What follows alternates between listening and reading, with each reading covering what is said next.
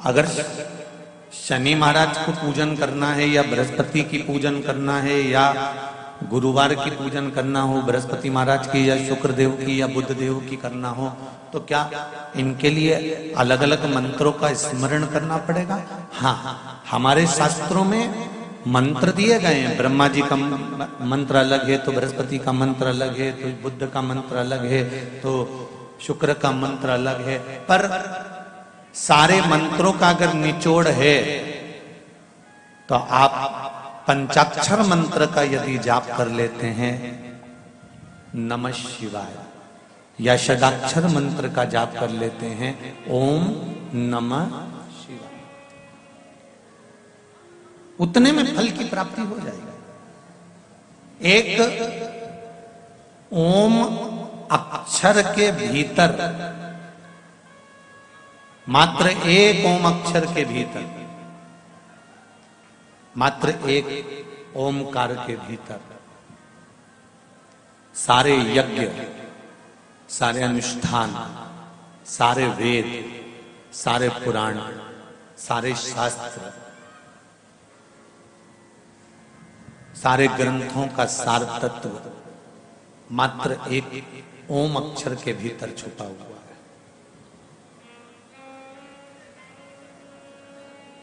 केवल एक ओम अक्षर के भीतर सारे वेद, सारे पुराण, सारे शास्त्र, सारे मंत्र, सारे देवी देवता, सारे यज्ञ, सारे अनुष्ठान, सब कुछ केवल एक ओम के भीतर छुपा हुआ।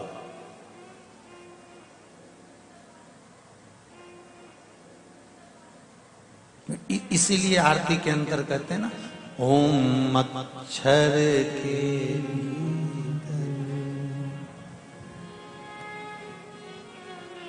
महाराज ये सब उसके अंदर समाये हुए। भगवान की बेटियां हैं जिसको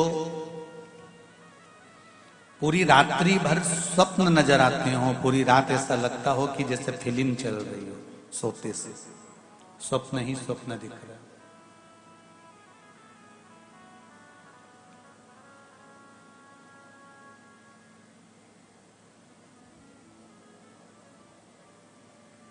रात में चावल की कटोरी, एक बाटकी में, कटोरी में थोड़ा सा चावल, कहीं पर भी कक्ष में जहां सोते हो उस भूमि पर कहीं पर भी रखकर, जया, साथ में बोलेंगे शिव जी की 5 बेटियों का नाम, जया, विषहरा, श्यामली बारी, दौतली, देव, ये 5 बेटियों का नाम लेकर शंकर भगवान की उस कटोरी का स्पर्श कर कर रात्रि को आराम से सोइए।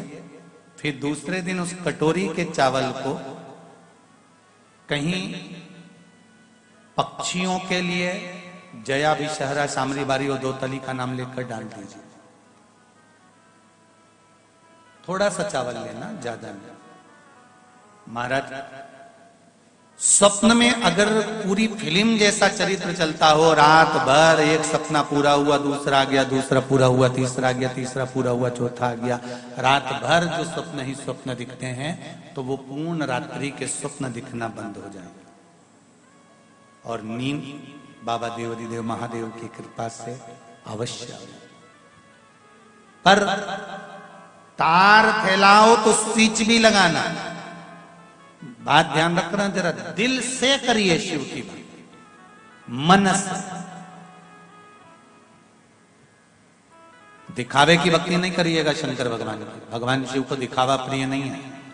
कई बार ऐसी कथाएं सामने आकर प्रकट हो जाती है जहां पर दिखावा प्रिय नहीं। रावण ने, लंकाधिपति लंकेश ने, रावण ने 9 ग्रह देवताओं को बंदी बना लिया।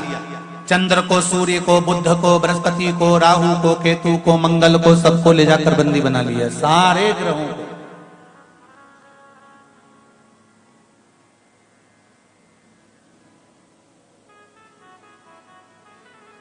और लंकाधिपति रावण सबको बंदी बनाने के बाद में तुरंत भगवान शंकर जी के पास चले गए।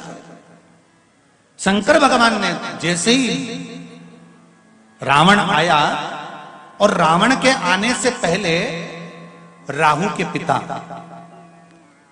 विप्रचित, क्या नाम था राहु के पिताजी का? विप्रचित। राहु के पिता विप्रचित जो दानव थे, असुर थे, राक्षस थे। पर दानव के घर में पैदा हो जाना या दानव के कुल में पैदा हो जाना या असुर कुल में पैदा हो जाना, पर मन तो भगवान में लगा हुआ था। जैसे प्रहलाद हिरण्याक्ष के घर में, हिरण्यकशिपु के घर में हुए, पर दिल तो भगवान में लगा हुआ था। तो ये थोड़ी ना कि प्रहलाद को भी असुर करेंगे। विप्रचित दानव था, असुर था, पर कभी उसने गलत काम नहीं किया। दानव जैसा कोई कर्म विप्रचित करता ही नहीं था।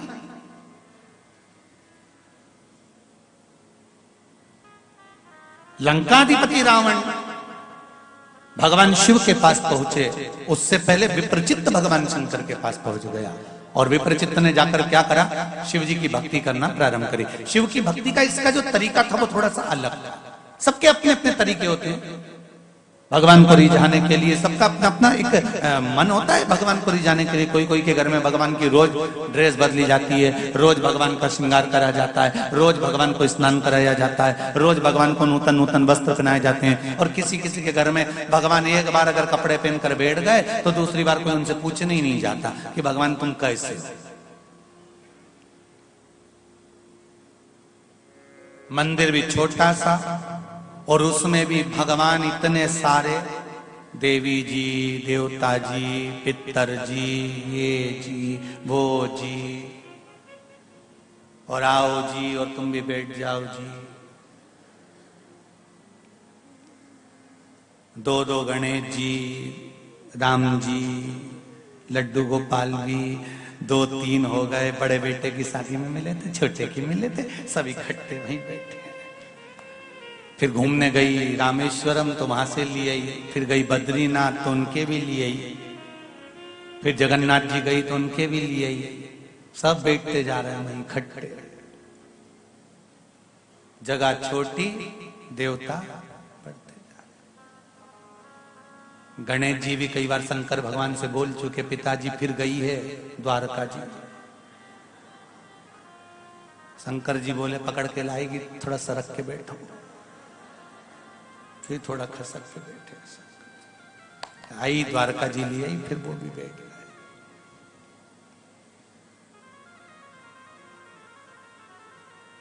कभी तुम्हारे घर में जाके देवताओं की गिनती लगाना, और सवेरे से आई इतनी सी खड़ी शक्कर लाई, इतनी सी मिश्री शक्कर या लड्डू भी लाई तो इतना बड़ा।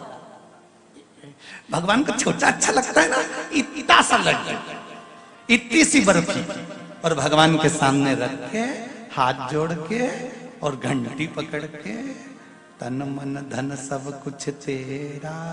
भगवान के ठेंगा तो अंदर कर ले।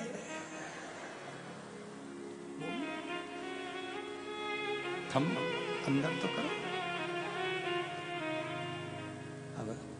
गणेश जी कह रहे हैं पिताजी मैं खाऊंगा, शंकर जी के मैं खाऊंगा, देवी जी के मैं खाऊंगा, पितर जी के मैं खाऊंगा, राम जी के मैं, कृष्ण भगवान के मैं, सारे देवता बैठे इतने सारे।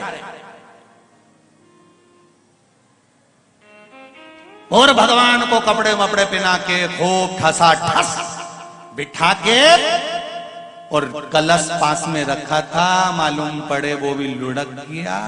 भगवान की ड्रेस भी गीली हो गई। अब गणेश जी कह रहे कि पिताजी ये तो गीले हो गए। पिताजी बोले बेटा अब तो गई, कल ही आएगी। क्या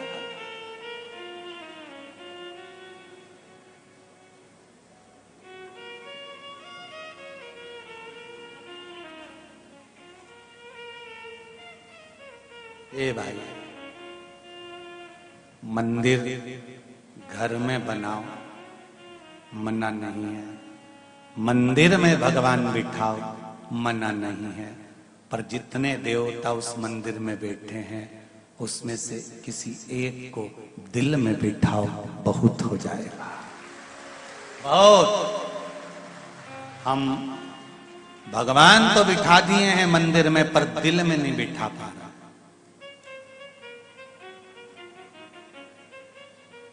भगवान को दिल में बिठाना पड़ेगा। इसलिए शायद शंकर भगवान कहते हैं कि मुझे दिखावे से मतलब नहीं है, मेरे मंदिर में तो आना, एक लोटा पानी लेकर आना और डाल के जाना, और उसके बाद में बेलपत्री मेरे पास जो पड़ी हो उसी को उठा के धो के वापिस चढ़ा देना। तेरे से हाथ जोड़ के निवेदन है कि तू अपने घर से भी मतलब, तू तो मेरा ही मुझको दे दे, वो ही बोल, उतना ही तुम कर लो ना, उतना ही बोल। विप्रचित्त का नियम था, इसकी भक्ति थोड़ी सी अलग थी। विप्रचित्त कैसी भक्ति करता था? तो विप्रचित्त की जो भक्ति थी, इसको कोई मंत्र साधना, कोई तंत्र साधना, कोई कुछ आता तो था नहीं। विप्रचित्त एक काम करता था, शंकर भगवान के मंदिर में जाता था, शिव के द्वार जाता था, शंकर की चौखट पर पहुंचता था, कैलाश धाम पर जाता था, भगवान शंकर के काशी में जाता था, और वहां पर कुछ अगर पड़ा हुआ है, कुछ फैलारा पड़ा हुआ है, कुछ कचरा पड़ा हुआ है, कोई सामग्री पड़ी हुई है, तो उसको उठाकर विसर्जन कर देता था। कोई निर्माल्य पड़ा हुआ है, उसको विसर्जन कर देता था। ध्यान दीजिएगा जरा, तुम्हारे घर में फूल माला जो इकट्ठी होती है, तुम्हारे घर में भगवान को पुष्प चढ़ाते हो, वो निर्माल्य जो एकत्रित होता है, उस एकत्रित निर्माल्य को घर का जो व्यक्ति विसर्जन करने जाता है, वो अपनी जिंदगी के सारे रोग और सारे दुख का भी विसर्जन कर आता है, केवल निर्माल्य विसर्जन नहीं करता।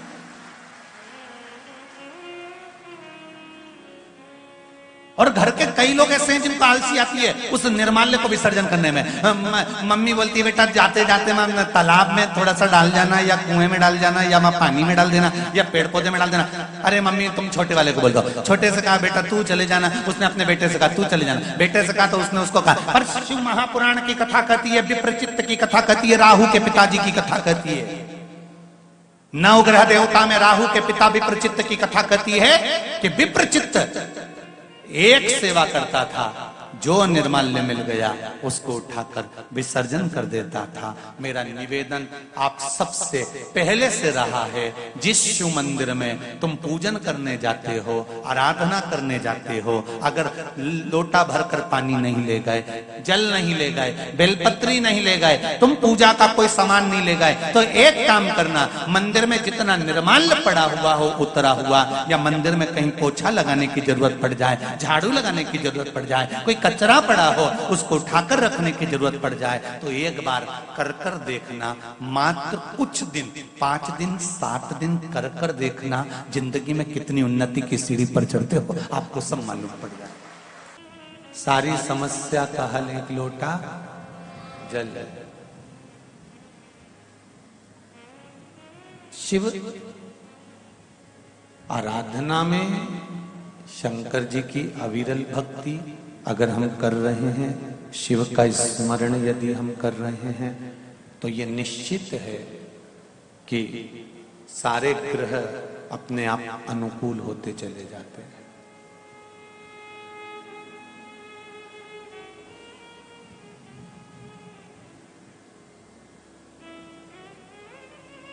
शंकर भगवान का जो शिवलिंग है, उस शिवलिंग को जहां रखा गया है वो माता पार्वती जी का हस्त कमल है। जहां से जल निकलता है उस स्थान पर अशोक सुंदरी, गणेश जी और कार्तिकेय का स्थान है।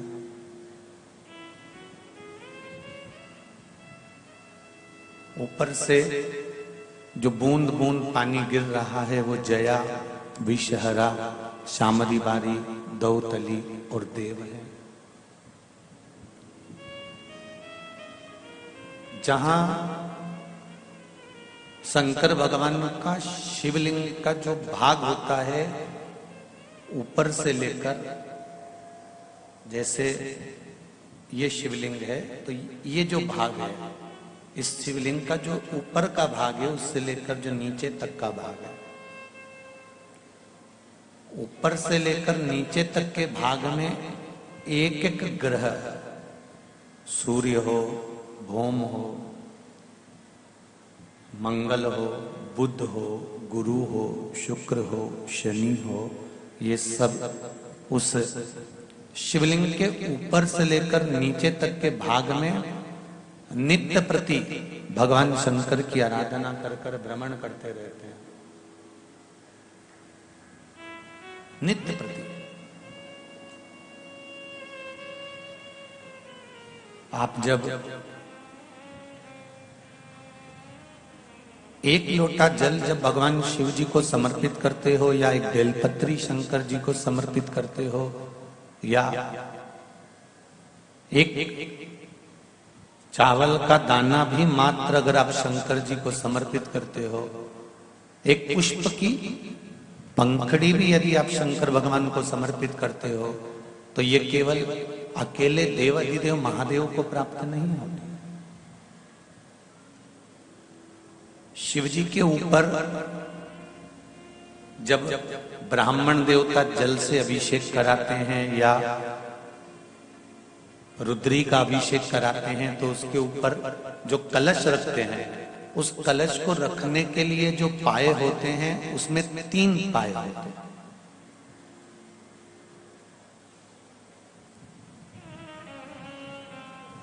उस 3 पाए के ऊपर कलश रखा होता है और उस कलश में से बूंद बूंद पानी नीचे गिरता रहता है।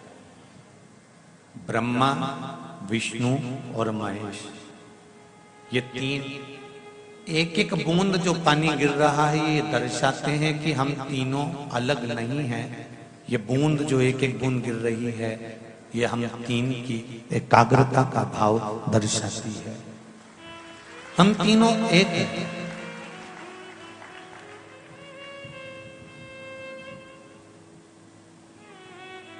दुनिया के लोगों ने भेद कर दिया, हम रामानुज वाले हैं, हम पुष्टि मार्ग वाले हैं, हम दत्त वाले हैं, तो हम निम्बार्की हैं, तो हम इस पंथ के हैं, तो हम उस पंथ के हैं।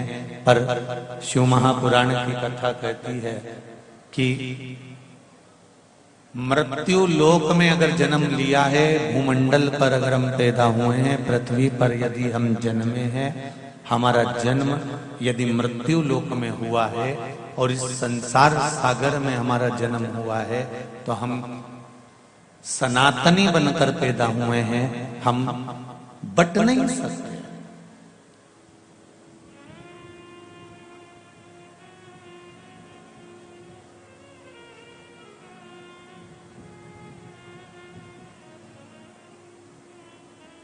पिंड से जीवन चालू होता है और पिंड पे ही समाप्त हो जाता है। जन्म हुआ तब माता के गर्भ में पिंड के रूप में थे, और जब मर गए, प्राण छूट गए, प्राण छूटने के बाद में फिर अंतिम समय में घर के बच्चे दान करते हैं, तो वो पिंड दान ही करते हैं। पिंड करके पिंड छुड़ा लेते हैं तुमसे।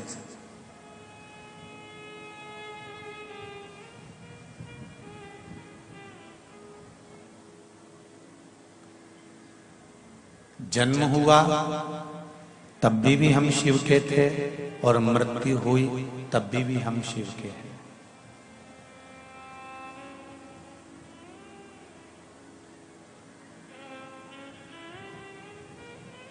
राम में, मेरे कृष्ण में, मेरे राघव जी में, मेरे नारायण में, भगवान विष्णु में, भगवान ब्रह्मा में, 33 कोटि देवताओं में कोई भेद नहीं है। गूंज रहा है आवाज, देखो। 33 कोटि देवताओं में कोई भेद नहीं है।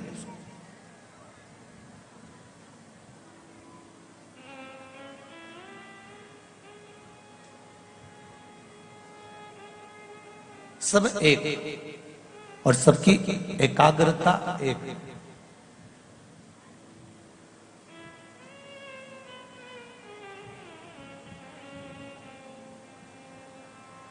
लक्ष्मी जी की आरती करोगे तो लक्ष्मी जी की आरती में केवल लक्ष्मी जी का गुणगान है। भगवान विष्णु की आरती करेंगे तो उसमें भगवान विष्णु का गुणगान है। दत्त भगवान की आरती करेंगे तो उसमें दत्त भगवान का गुणगान है। बृहस्पति महाराज की आरती करेंगे तो उसमें बृहस्पति भगवान का गुणगान है। गणेश जी की आरती करेंगे तो उसमें गणेश जी का गुणगान है। राम जी की आरती करेंगे तो उसमें राम जी का गुणगान है, भगवान कृष्ण की आरती करेंगे तो उसमें भगवान कृष्ण का गुणगान है, देवी जी की आरती करेंगे तो उसमें देवी का गुणगान है, संतोषी माता की आरती करेंगे तो उसमें संतोषी माता का गुणगान है। केवल एक देव अधिदेव महादेव की आरती ही केवल ऐसी है जिसमें तीनों देवताओं का गुणगान शुरू से लेकर आखिरी तक गाया गया। ब्रह्मा विष्णु सदाशिव जानत अविवेका भोले जानत अविवेका प्रणवाक्षर के मध्य ओम अक्षर के मध्य यह तीनों ओम जय शिव ओम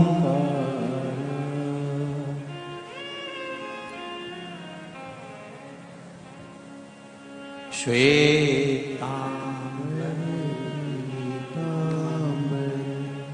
बागांबर अंगे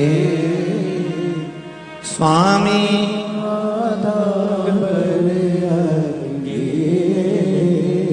अब श्वेत वस्त्र ब्रह्मा जी धारण कर रहे हैं, पीले वस्त्र भगवान विष्णु पहन रहे हैं और बागंबर वस्त्र मेरे देवाधिदेव महादेव पहन रहे हैं।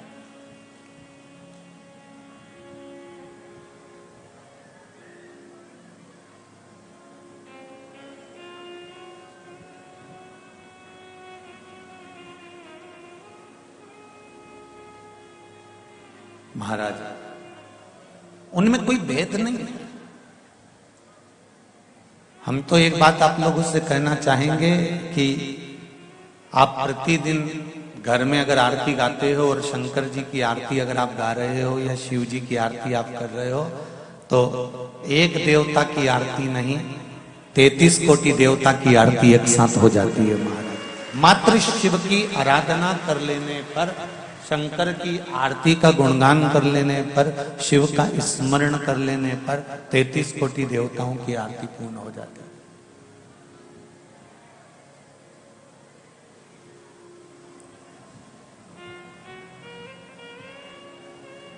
और जब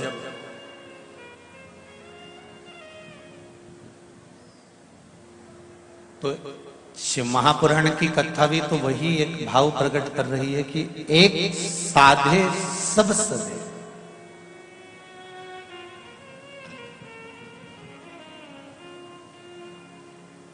अलग से चंद्रदेव की पूजन करने की जरूरत नहीं, अलग से सूर्य देव की पूजन करने की जरूरत नहीं, अलग से ब्रह्मा जी की पूजन करने की जरूरत नहीं, अलग से देवी की पूजन करने की जरूरत नहीं। केवल एक देव अधिदेव महादेव को हमने जो जल चढ़ाया, शंकर भगवान की जो भक्ति हमने धारण करी, शिव का स्मरण जो हमने करा, भगवान शंकर का गुणगान जो हमने करा, भगवान शिव की अविरल भक्ति में जैसे ही हम डूबे, बस वही भक्ति हमको सब स्थान पर प्राप्त हो। वही भक्ति। एक मानव का शरीर और उस मानव के शरीर में मेरे शंकर का वास है, मेरे शिव का निवास है।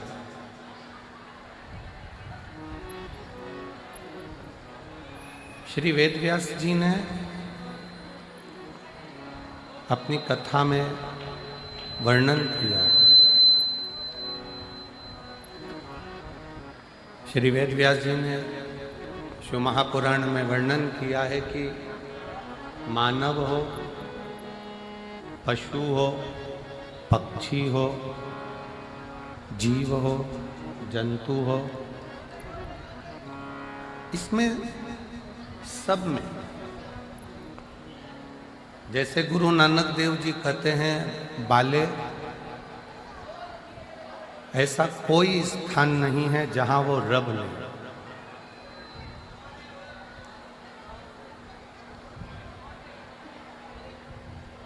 ऐसा कोई स्थान नहीं जहां पर वो रब नहीं है। उसी तरह वेद व्यास जी लिखते हैं, ऐसा कोई स्थान नहीं जहां शिव नहीं है, सब में शंकर बसा हुआ है। उसको निहार,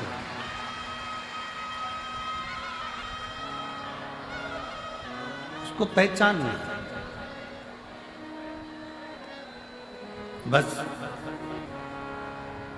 इतना याद रखो कि उसको पहचानने के नेत्र हमारे पास नहीं है। उसको देखने के नेत्र हमारे पास में नहीं है। और जिस दिन हमारे पास में उस देव अधिदेव महादेव को देखने के नेत्र प्राप्त हो गए, समझ लेना कि उस दिन हमारा मृत्यु लोक में जन्म लेना सार्थक हो गया।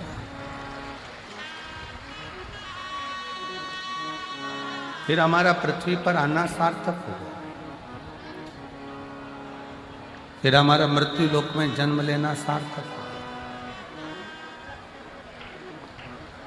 और शंभु शरणे पड़ी मांगू घड़ी रे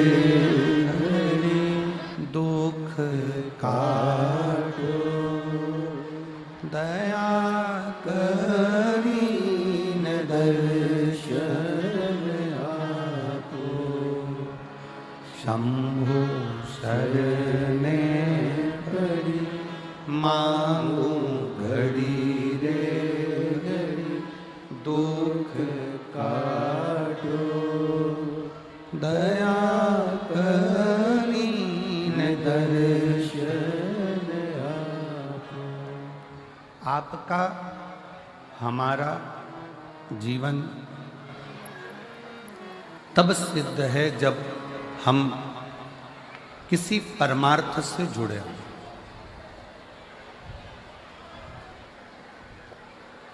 कितना सुंदर कहा है किसी ने कि समय सांप और संपत्ति,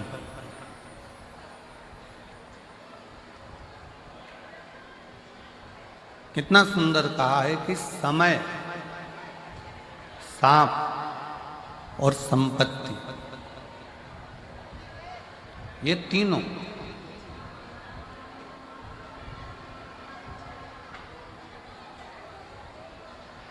कब आते हैं, कब जाते हैं, कैसे आते हैं, कैसे जाते हैं, मालूम ही नहीं पड़ पाता।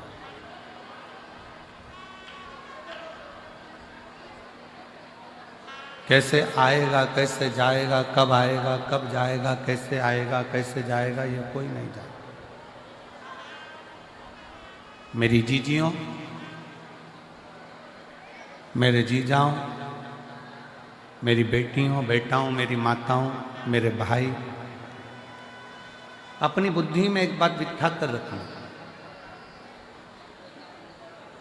अपने बटिंडा में भी देखिएगा कि कोई कोई स्थान ऐसा होगा जहां पर लोग कचरा डालते होंगे, कूड़ा डालते होंगे, मिट्टी पड़ी रहती होगी, कचरा पड़ा रहता होगा, कूड़ा पड़ा रहता होगा, गंदगी पड़ी रहती होगी।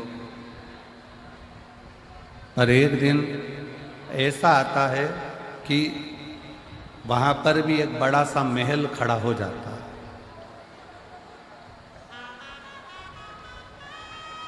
उसको बदलने में भी समय नहीं लगता, तुरंत बदल जाता।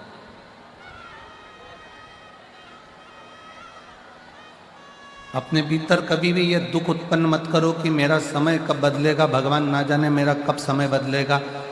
किसी को गए हाथ दिखाया, किसी को गए पत्रिका दिखाया, किसी से पूछा कि हमें रतन बता दो, माणिक बता दो, मोती बता दो, औषधि बता दो।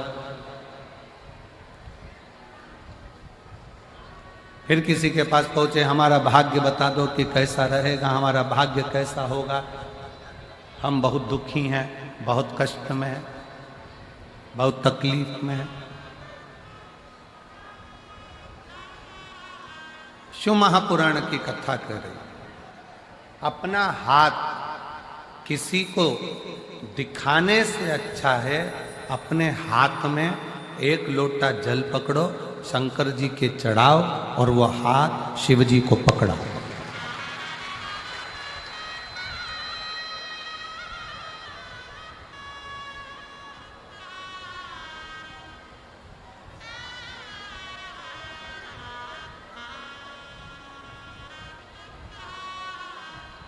अपनी जन्म पत्रिका क्या बोल रही है ये तो हमको नहीं मालूम, पर शिव महापुराण की कथा कहती है कि जन्म पत्रिका कुछ भी बोले, जन्म पत्रिका आपकी कुछ भी बोले, पर यदि आपकी लगन, आपकी मेहनत, आपका कर्म आप अच्छी 4 गुनी मेहनत के साथ करोगे तो पत्रिका के भी ग्रह बदलने की सामर्थ्यता तुम में है।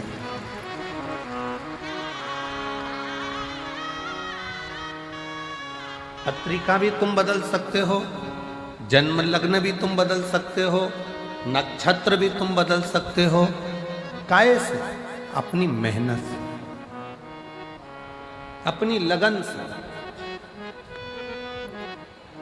अपनी मेहनत से।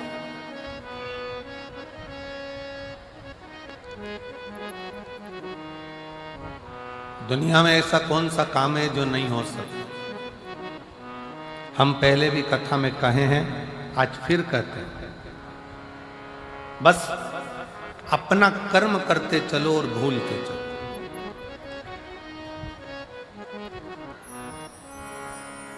ये दुनिया में जितनी प्रकृति दिख रही है आपको, ये दुनिया में जितने बड़े बड़े वृक्ष आपको नजर आ रहे हैं, इस संसार में, इस पृथ्वी पर जितने बड़े बड़े पेड़ वृक्ष आपको नजर आ रहे हैं, ये वृक्ष लगाने वाला कोई दूसरा नहीं होता। एक गिलहरी किसी फल के बीज को लेकर जाती है, रखती है, अभी थोड़ी देर से खाऊंगी, फल वहीं पर रखा की रखा रह जाता है, बीज वहीं रखा की रखा रह जाता है और गिलहरी भूल जाती है। गिलहरी फिर किसी बीज को पकड़ कर लाती है, गिलहरी फिर किसी बीज को उठा कर लाती है, उसे रखती है, थोड़ी देर से खाऊंगी, और वो बीज वहीं पर भूल जाती है। आखिरी में होता क्या है? गिलहरी जो बीज भूल कर गई है, वही बीज एक दिन वृक्ष का रूप ले लेता है और दुनिया में फल भी देता है और छाया भी देता है।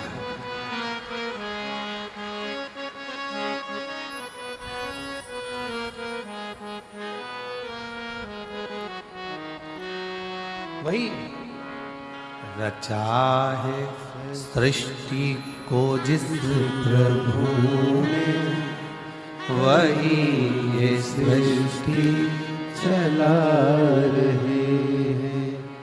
रचा है सृष्टि को जिस प्रभु ने, वही ये सृष्टि चला रहे हैं। जो पेड़ हमने लगाया पहले, जो पेड़ हमने लगाया पहले, उसी का फल हम पा रहे हैं। रचा है सृष्टि को जिस प्रभु ने, वही ये सृष्टि चला रहे हैं। रचा है सृष्टि को जिस प्रभु ने, वही ये सृष्टि चला रहे हैं। एक गिलहरी बीज को रखकर भूल गई, पेड़ बन गया, वृक्ष बन गया, छाया भी हो गई, फल भी मिल गया। गिलहरी बीज रख कर भूल जाती है और वो पेड़ बन जाता है, वृक्ष बन जाता है, छाया भी मिलती है, फल भी मिलता है। उसी तरह शिव पुराण की कथा कहती है, संसार में अगर जन्म लिया है तो कुछ अच्छा कर कर, भूखे को भोजन कराकर, प्यासे को पानी पिलाकर, किसी बच्चे को शिक्षा की जरूरत है उसे उच्च शिक्षा दिलाकर, किसी को दवाई की जरूरत है उसको उच्च चिकित्सा दिलाकर आप भूल जाओ।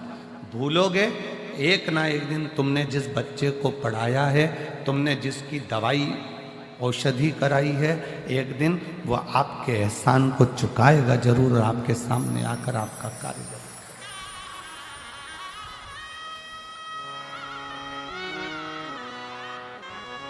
सत्कर्म करो और भूलो।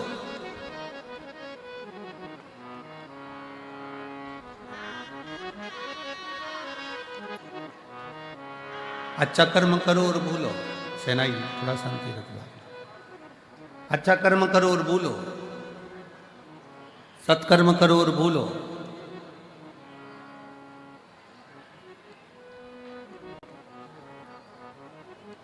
शिव महापुराण की कथा तो यहाँ तक कहती है कि आप अगर भगवान की भक्ति माला भी जप रहे हो ना, तो गिनकर मत जपना कि मैंने 10 जपी कि 5 जपी कि 4 जपी कि 3 जपी। अगर गिनकर भगवान का नाम लोगे तो वो भी गिनकर ही देगा। अनगिनत लीजिए तो अनगिनत देगा। श्री शिवाय नमस्तुभ्यं,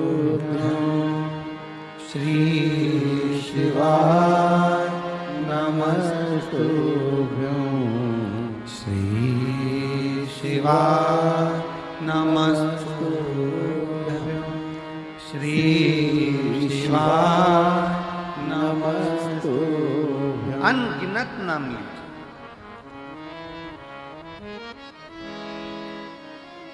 अनगिनत। और जब आप अनगिनत नाम लोगे, 5 लिया कोई बात नहीं, 4 लिया कोई बात नहीं, 3 लिया कोई बात नहीं, 10 लिया कोई बात नहीं, गिनकर भगवान का भजन नहीं करना। गिनकर भगवान का भजन नहीं करना।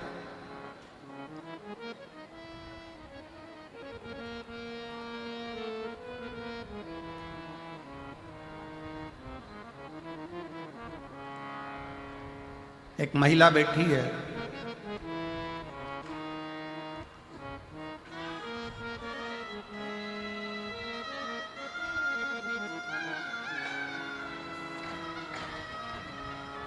मेरा नाम रानी है, मेरे पति का नाम ओम प्रकाश है और मैं अबोहर पंजाब से आई हूँ। कहीं बैठी हो तो हाथ हिला सकती हूँ। अबोहर पंजाब। मेरा नाम रानी है, मेरे पति का नाम ओम प्रकाश है और मैं अबोहर पंजाब से हूँ। कहीं बैठी हो हाथ हिला सकती हूँ। बच्चा आया हो साथ में तो लेकर आ सकते। मेरा मोबाइल नंबर है। मेरी शादी 1997 में हुई थी। जम के बोलो कब हुई? 1997, 97। 15 साल तक हमने डॉक्टरों का इलाज करवाया पर औलाद का सुख नहीं। 1997 में शादी हुई और 15 साल इलाज करा कर थक गए पर औलाद का सुख नहीं। तब किसी रिश्तेदार ने कहा कि वो सियोर वाला महाराज टीवी पर कथा करता है, आस्था चैनल पर आती है, शिव पुराण बोलता है, पंडाल में बैठकर अगर मांगा जाए तो बाबा देता है। शादी के 97 से 2024 में 27 साल हो गए, औलाद नहीं। और 27 साल जब औलाद नहीं हुई तब वो भटिंडा पंजाब की कथा में पिछले वर्ष जो कथा हुई थी 23-24 में, उसमें वो पहुंच गई और बाबा से पंडाल में बैठकर भूमि को नमन कर कर गर्भ से लगाकर प्रार्थना करती है कि दुनिया मुझे बांझ कहती है, मेरे घर औलाद नहीं है। औलाद। मैंने टीवी पर सुना है कि पंडाल में बैठकर जो मांगा जाता है वो तू देता है। क्या सही में देगा? मैं शंकर के मंदिर जाती हूं तो लोग हंसते हैं कि ये मंदिर जाने लगी, बताओ कौन शिव, कहां का शिव। पर ऐसा नजारा कभी नहीं देखा। 18/10/2024 को मेरे घर में बाबा की कृपा से 27 साल के बाद बेटे ने जन्म ले लिया।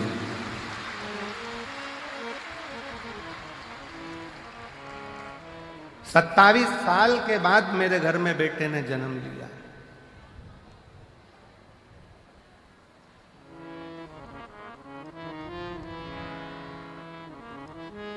गुरुजी,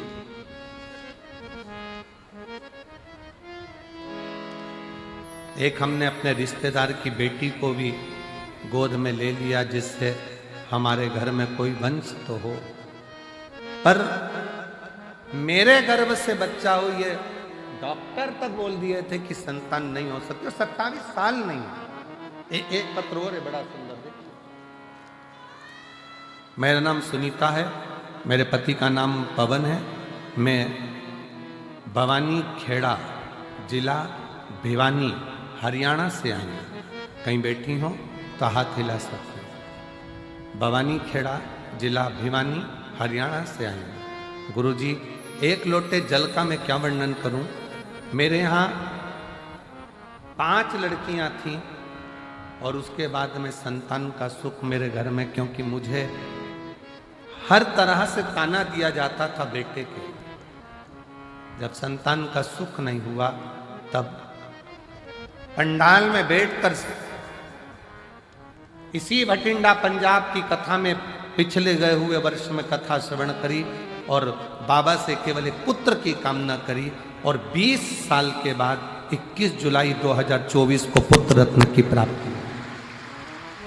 20 साल के बाद आपका विश्वास, आपका भरोसा, आपकी दृढ़ता,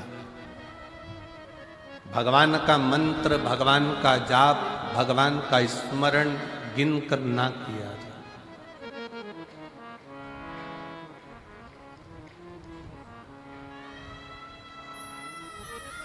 गिनकर नहीं।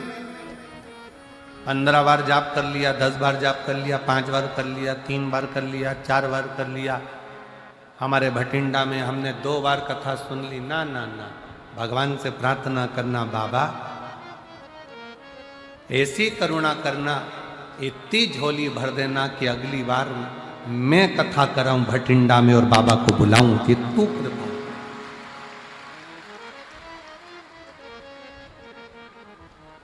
ये तेरी कृपा से हो, हमारी सामर्थ्यता नहीं हो सकती कि हम कुछ।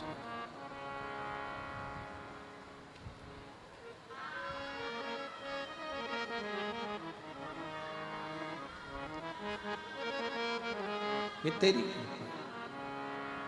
तेरी कृपा का क्या है भरोसा, कब किस पर हो जाए जरा सी हम पर कर दो, जरा सी हम पर कर दो।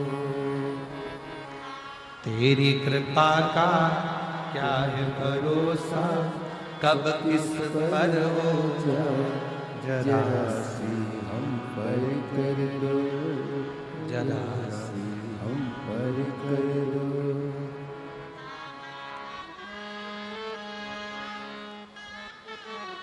शिव तत्व शंकर औघड़ी।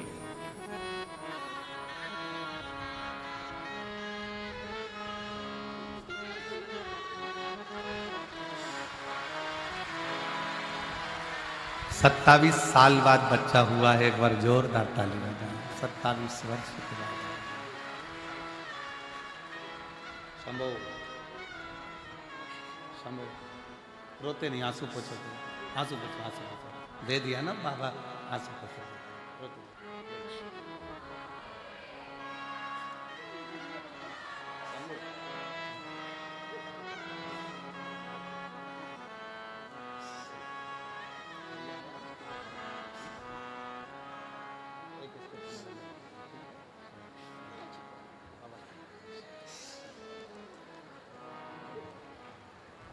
जिस पर भी कृपा हो तेरी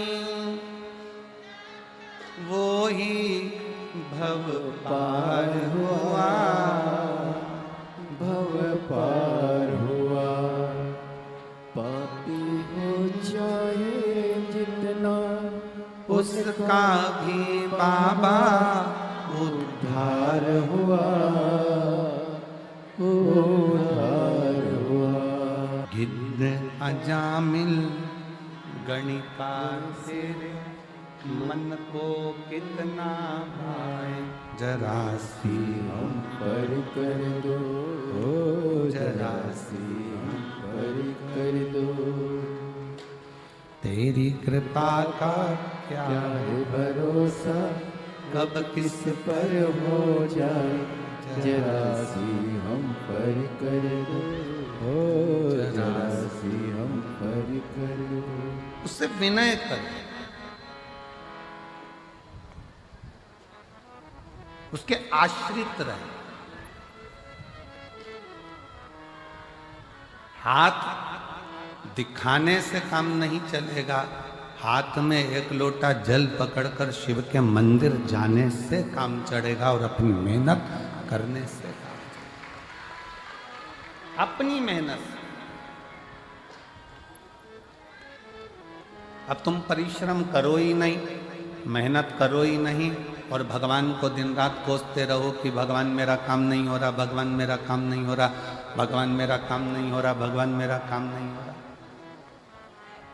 दुकान नहीं चल रही है, दुकान से प्यार करो। फैक्ट्री नहीं चल रही है, फैक्ट्री से प्यार करो। किसी ने कह दिया तुम्हारा घर बेकार है, इसमें वास्तु दोष है, इसमें ये दोष है, उसमें वो दोष है, घर से प्यार करो।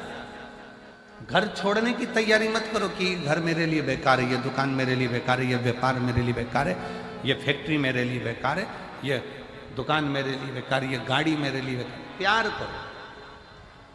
भी रजनी का जो जीवन लेख देखा, उसमें उसके घर के लोगों ने भी उसका विवाह एक ऐसे व्यक्ति से करा दिया था जिसके शरीर में ढेर रोग था, पर उसका विश्वास वाहेगुरु जी पर था, तो वो रोग भी उसका एक दिन समाप्त हो।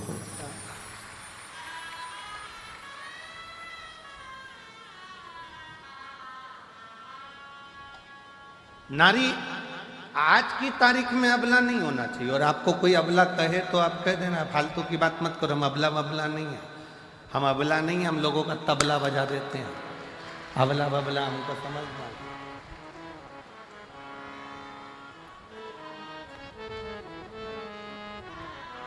और पंजाब की बेटियों को देखकर आज पूरे भारत की बेटियों के लिए मैं माननीय राष्ट्रपति जी से भी और माननीय प्रधानमंत्री जी से भी और सारे पूरे प्रदेशों के मुख्यमंत्रियों से भी निवेदन करूंगा, जैसे पंजाब की बेटियां अपनी कमर में एक कटार, हाथ में कड़ा रखती हैं, वैसे भारत की प्रत्येक बेटी के कमर में कटार होना जरूरी है।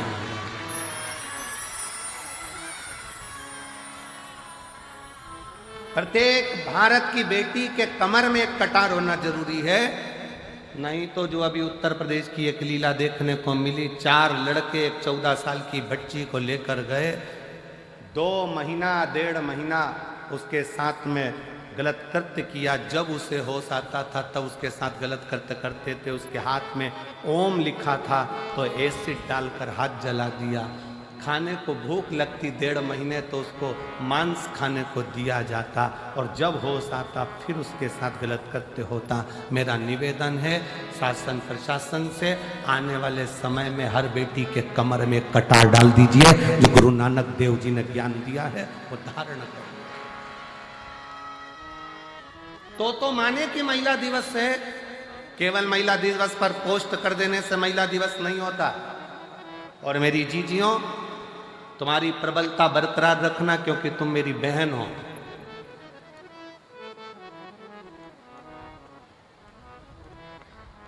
दुनिया के लोग कहते हैं नारी अबला होती, हम कहते अबला अबला नहीं होती। शादी के समय पर बारात लेकर 100 लोग आते हैं, और कितनी बड़ी शेरनी होगी, अकेली डोली में बैठ कर जाती है, किसी के माई के लाल में दम हो तो मिल ले। वो तो सुआए थे, ये तो अकेली गई है। ले आधी कमरिया पे साड़ी आई, भाई अंटी की बारी क्या करना। और लोग कहे कि अबला अबला अपन को नहीं बनना, अपन जीजा बाई हैं, अपन झांसी की रानी, अपन माहिल्या बाई हैं।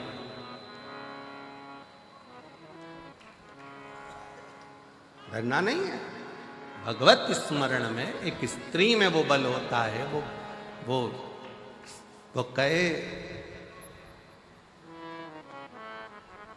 एक गुलदस्ते को सजाने के लिए 1000 फूल की जरूरत होती है, एक समुद्र को भरने के लिए 1000 बूंद की जरूरत होती है, और अपने घर को स्वर्ग बनाने के लिए एक स्त्री की जरूरत होती है। वो नारी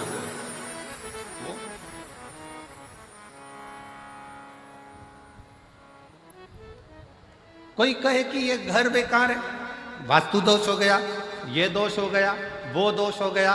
सारे दोष हमने घर में देखे, सारे दोष हमने दुकान में देखे, सारे दोष हमने फैक्ट्री में देखे, सारे दोष हमने गाड़ी में देखे। अपना कोई दोष नहीं है क्या संसार में?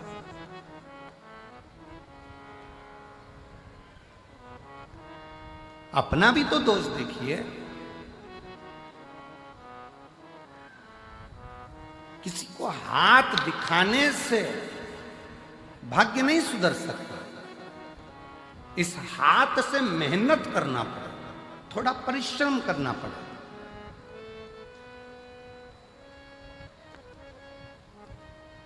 इस हाथ से 1 लोटा जल भरकर शिव के मंदिर तक, शंकर के शिवालय तक जाना पड़ेगा, शिव की चौखट तक जाना पड़ेगा।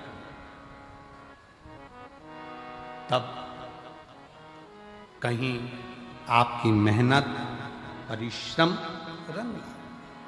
समय, सांप और संपत्ति, ये 3 कब आते हैं कब जाते हैं पता नहीं पड़ता। सांप दिखेगा और गायब हो जाएगा, कब आएगा कब जाएगा मालूम नहीं पड़ेगा। संपत्ति, धन आज है कल नहीं, किसको मालूम।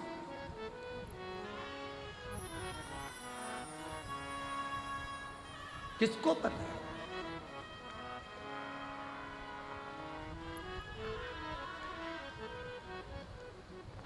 महाराज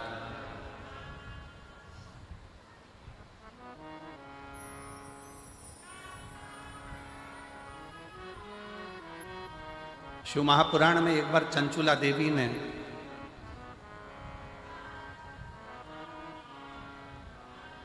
शिव पुराण की कथा सुनते सुनते तुमरुका जी से एक प्रश्न किया।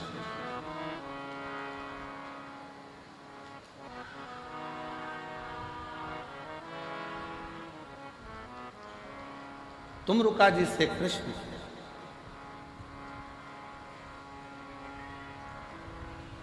और तुमरुका जी से चंचुला देवी ने प्रश्न किया कि तुमरुका जी, इस लोक में करा जाए और परलोक में उसका सुख मिले, ये हो सकता? लोक परलोक दोनों समान है, कैसे समान? तुमरुका जी ने कहा क्यों नहीं हो सकता? हम यहां करें और वहां भरे, क्यों नहीं हो सकता? बठिंडा में बैंक में पैसा जमा करो, एक कार्ड लो, एटीएम क्या बोलते हो, वो कार्ड लेकर दिल्ली जाओ, चंडीगढ़ जाओ, तुम्हारी मर्जी पड़े सिरसा जाओ, तुम्हारी मर्जी पड़े गुड़गांव जाओ, तुम्हारी मर्जी पड़े तुम नोएडा जाओ, कार्ड लगाओ, पैसा निकल कर बाहर। बोलो सही है कि गलत है? अरे जम के तो बोलो सही है।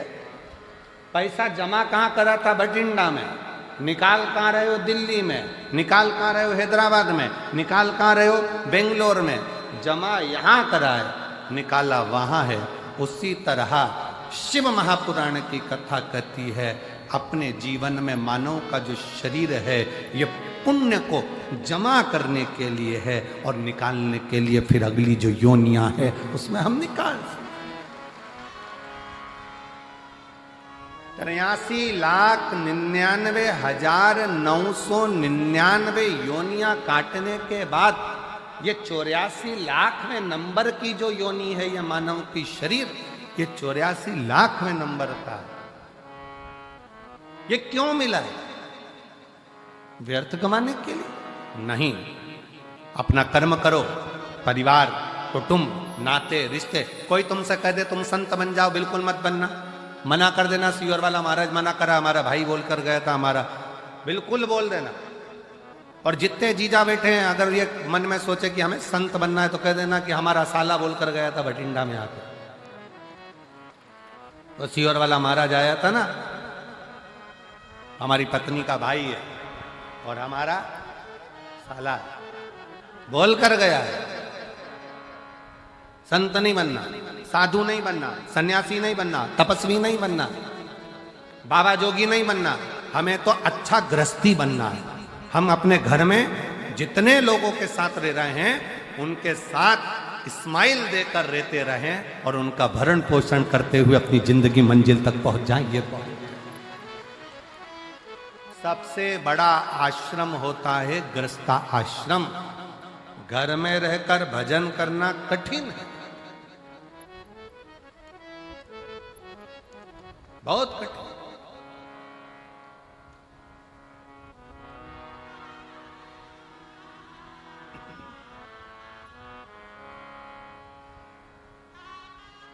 समय भी आएगा, सांप भी आएगा, संपत्ति भी आएगी, पर कब जाएगा ये किसी को नहीं, किसी के ज्ञात में नहीं है।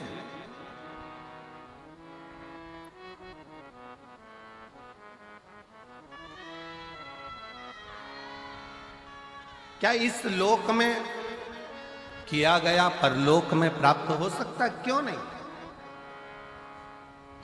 करो।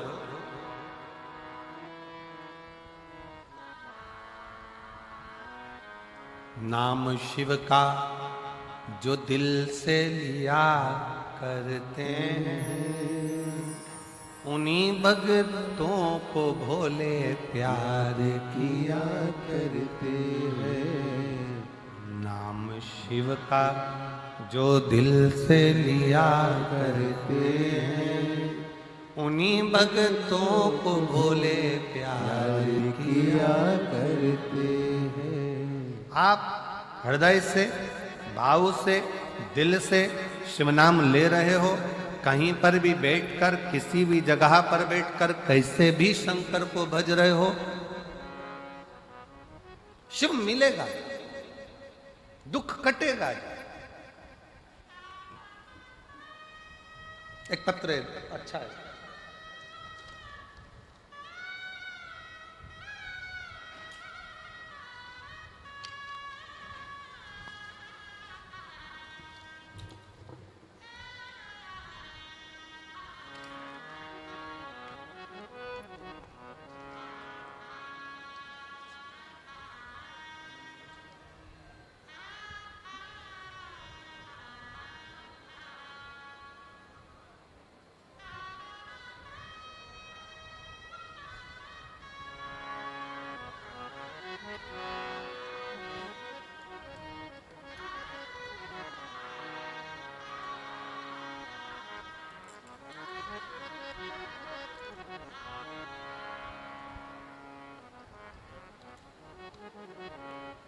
मनीषा, मेरा मोबाइल नंबर ये है। मेरे पति भटिंडा में आर्मी में कार्यरत है। भटिंडा आर्मी में मेरे पति कार्यरत हैं। आप ही हैं? आ जाओ, एक बेलपाटी में आ जाओ। मैं मनीषा हूँ। मेरा मोबाइल नंबर ये है। मेरे पति भटिंडा में आर्मी में कार्यरत है। गुरुदेव, मेरी माँ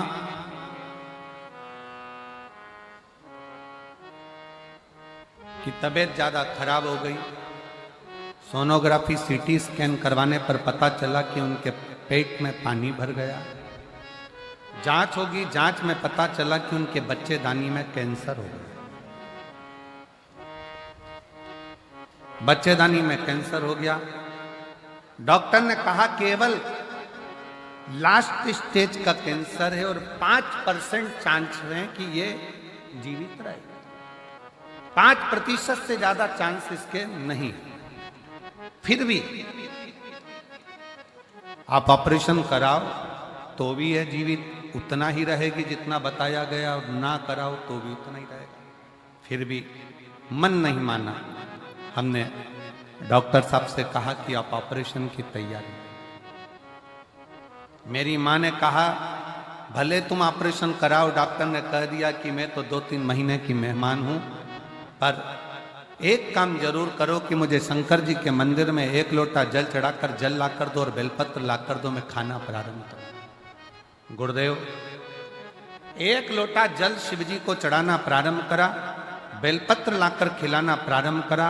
डॉक्टर ने ऑपरेशन कर कर भी कह दिया था कि यह 5% है, ये इतना महीना, साल 2 साल नहीं निकाल सकती। 2 से 3 महीने निकालने की बोली थी।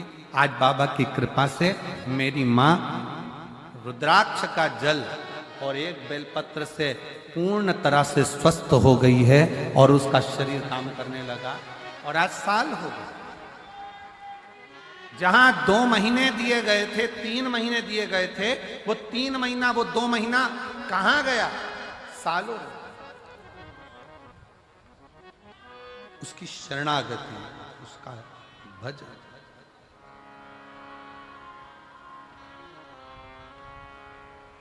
और मेरे भोले तेरा सहारा है, मेरे भोले तेरा सहारा है, मेरी नैया का तू किनारा है, मेरी नैया का तू किनारा है।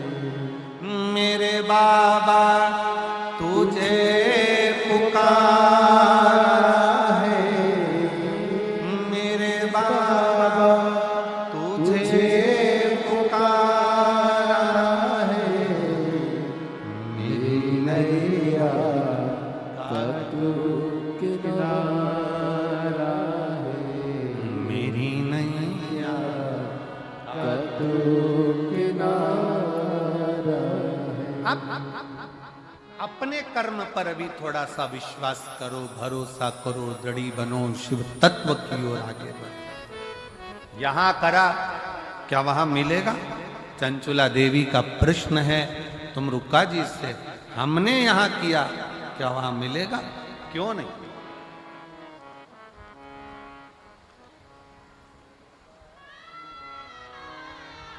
कई लोग ऐसे भी हैं, भारत में कमाया, विदेश में जाकर मकान बनाया, गाड़ी ली, जमीन ली, फैक्ट्री बनाई। यहां कमाया, वहां जाकर जमीन, फैक्ट्री, दुकान, मकान सब करा। कई ऐसे भी हैं कि वहां कमाया विदेश में और यहां खरीदा। उसी तरह मृत्यु लोक में, मानव शरीर में भगवान का भजन करते हुए, उस ईश्वर को, उस रब को याद करते हुए, उसका भजन करते हुए, 1 लोटा जल चढ़ाते हुए आगे बढ़ते चलो तो हो सकता है कि यहां करोगे तो वहां तक प्राप्त हो। यहां करा, वहां मिला, प्राप्त हो सकता। आ जाओ।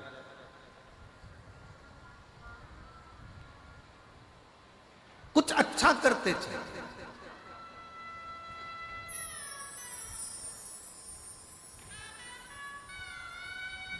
अच्छा करते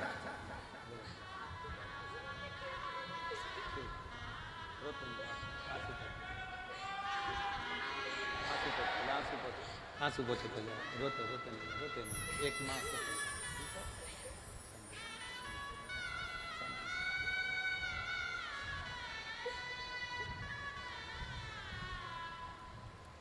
कुछ कर्म करते चले।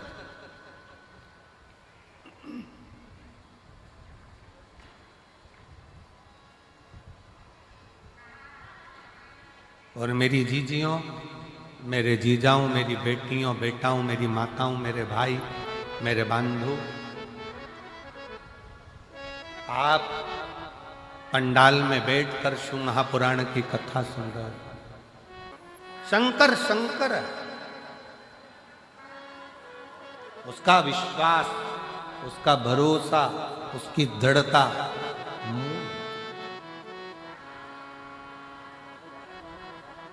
जितना जितना भरोसा कर कर शिव पर चलो, जितना, और ये भरोसे का ही प्रताप है। मैं यजमान परिवार श्री अमरजीत सिंह मेहता जी को, मैं श्री पदमजी सिंह मेहता जी को धन्यवाद देता हूं कि इतनी महिलाओं के चेहरे पर जो आप हंसी लेकर आए हो, यह आपकी शिव महापुराण की देन। भटिंडा में जो आपने कथा करवाई है, इतने शिव भक्तों के चेहरे पर जो प्रसन्नता आई है, कथा आपने जो कराई, ये उसकी एक आनंद, प्रसन्न,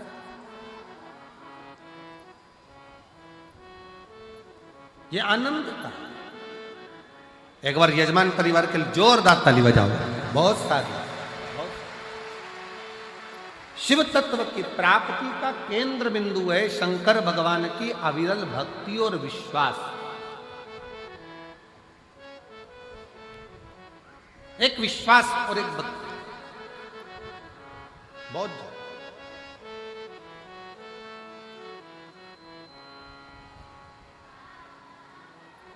फिर कथा में वर्णन किया गया,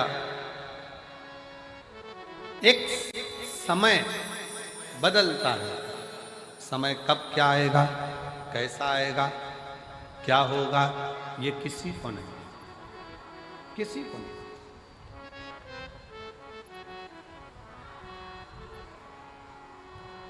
जन्म मरण परण, जन्म भी उस परमात्मा के हाथ में है, मृत्यु भी उस परमात्मा के हाथ में है, और परण भी उस परमात्मा के हाथ में है। परण मतलब शादी। डॉक्टर ने कह दिया कि बहू की डिलीवरी होगी, इतने तारीख को होगी, मालूम पड़ा दर्द आने लगे, 2 महीना, 3 महीना, 1.5 महीना, 1 महीना, 15 दिन, 6 दिन, 5 दिन पहले हो गए या 5 दिन बाद। लोगों ने देखकर कह दिया था तुम्हारे लड़की की शादी बस इस साल हो जाएगी, मालूम पड़े 1.5 साल निकल गया, शादी नहीं पक्की। विवाह ही पक्का नहीं।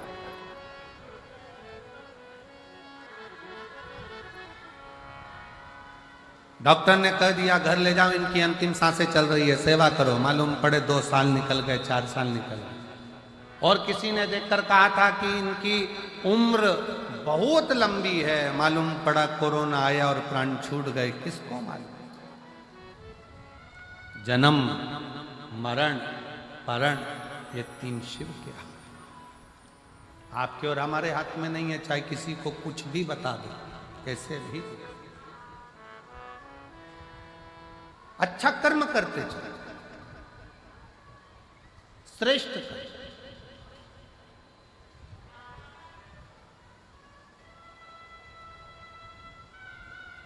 शिव कथा कर रही है, भगवान शंकर का चरित्र कराए, शिव महापुराण की कथा कर रही है।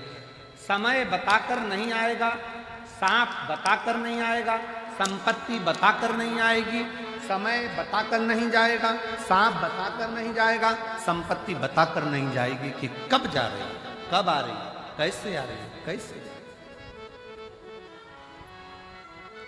इसलिए समय का सदुपयोग करो, संपत्ति का सदुपयोग करो। सदुपयोग आया उसका उपयोग। एक कितना सुंदर संवाद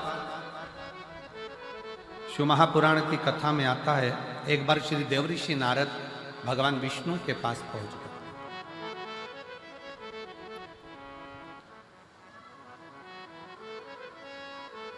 श्रीमन नारायण, श्रीमन नारायण, श्रीमन।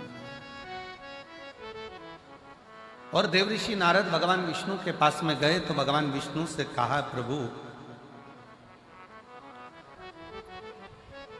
मनुष्य के पास कब समय अच्छा आता है, कब बेकार आता है, उसको मालूम नहीं पड़ पाता।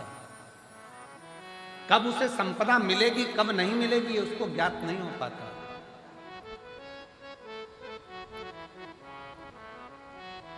बस केवल मानव मानव दिखता है, पर उसकी जिंदगी में कब बदलाव आता है ये मालूम नहीं पड़ पाता है। तो भगवान विष्णु के चेहरे पर हंसी आ, भगवान ठाका लगाकर हंस, मुस्कुरा।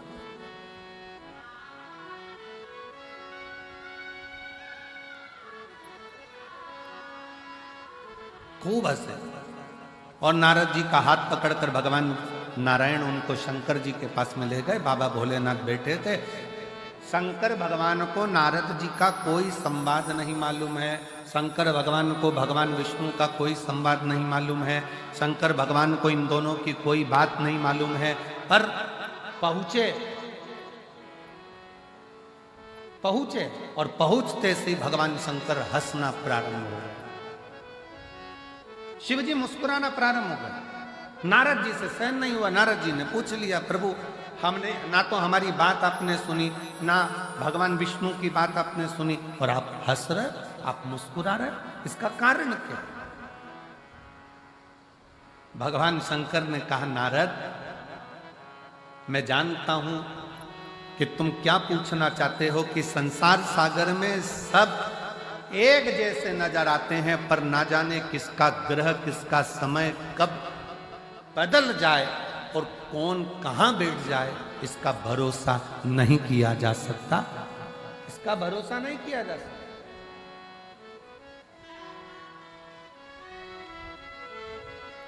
पर नारद व्यक्ति, मनुष्य अपने कर्म को करता करता करता करता करता करता एक जैसा दिखता दिखता अंदर से पूर्ण तरह से खाली होता चले जाता। हाथी आया है आपके भटिंडा में? कभी हाथी का दर्शन किया है आप लोगों ने? अरे बोलो तो जम के। इधर आता है हाथी? नहीं आता? आता है? अच्छा। नहीं तो टीवी में तो आजकल रोज आता है छोटे छोटे बच्चों के लिए, एक मोटा हाथी। टीवी में तो बच्चों को खाना भी माता है वो हाथी दिखा के खिलाती है आजकल। जब तक मोटा हाथी चालू ना करो जब तक वो खाना नहीं खाए।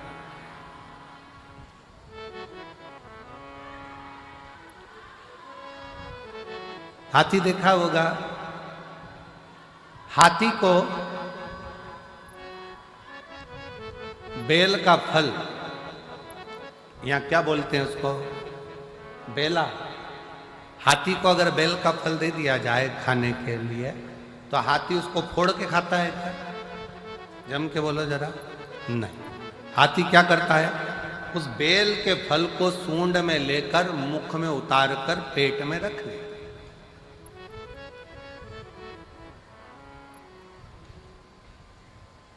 फिर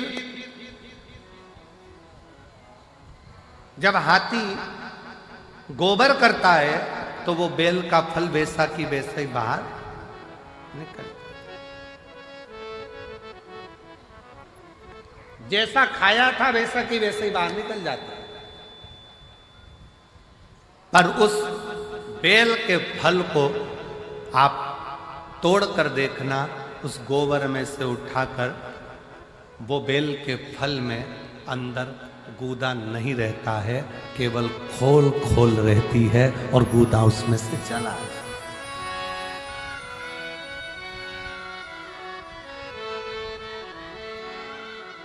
बेल का फल वैसा की वैसा ही। हाथी को जो बेल का फल तुमने खिलाया, बेल फल जो तुमने खिलाया, वो बेल फल हाथी ने खाया। खाने के बाद हाथी उस बेल के फल को खा लिया। गोबर में वो बेल वैसा की वैसा ही जैसा तुमने खिलाया था, एक दिन दो दिन में वो निकल गया।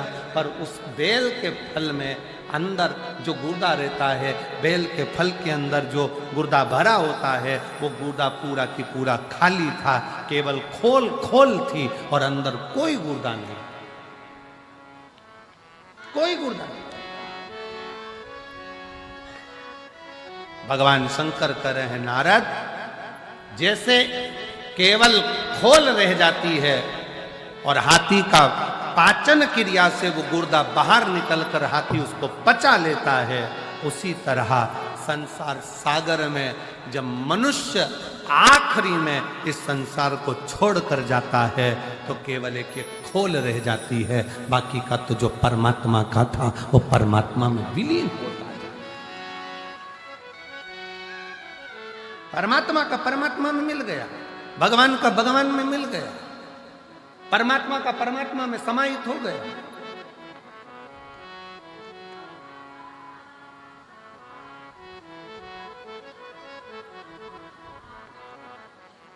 एक बेलपत्री में, एक बेलपत्र में,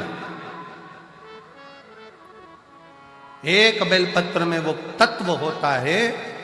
अगर शंकर पर चढ़ी हुई बेलपत्र को आप खा रहे हो तो उस बेलपत्र में वो फल होता है कि आपके शरीर के जितने रोग हैं, चाहे वो बीपी हो, चाहे शुगर हो, चाहे थायराइड हो, चाहे सोराइसिस हो, जो भी बीमारी है शरीर में, धीरे। हाँ, कई लोगों को बेलपत्र खाने पर जीवान में छाले आ जाते हैं, किसी किसी को बेलपत्र खाने पर जीवान तोरी तोरी हो जाती है, हारमोनियम।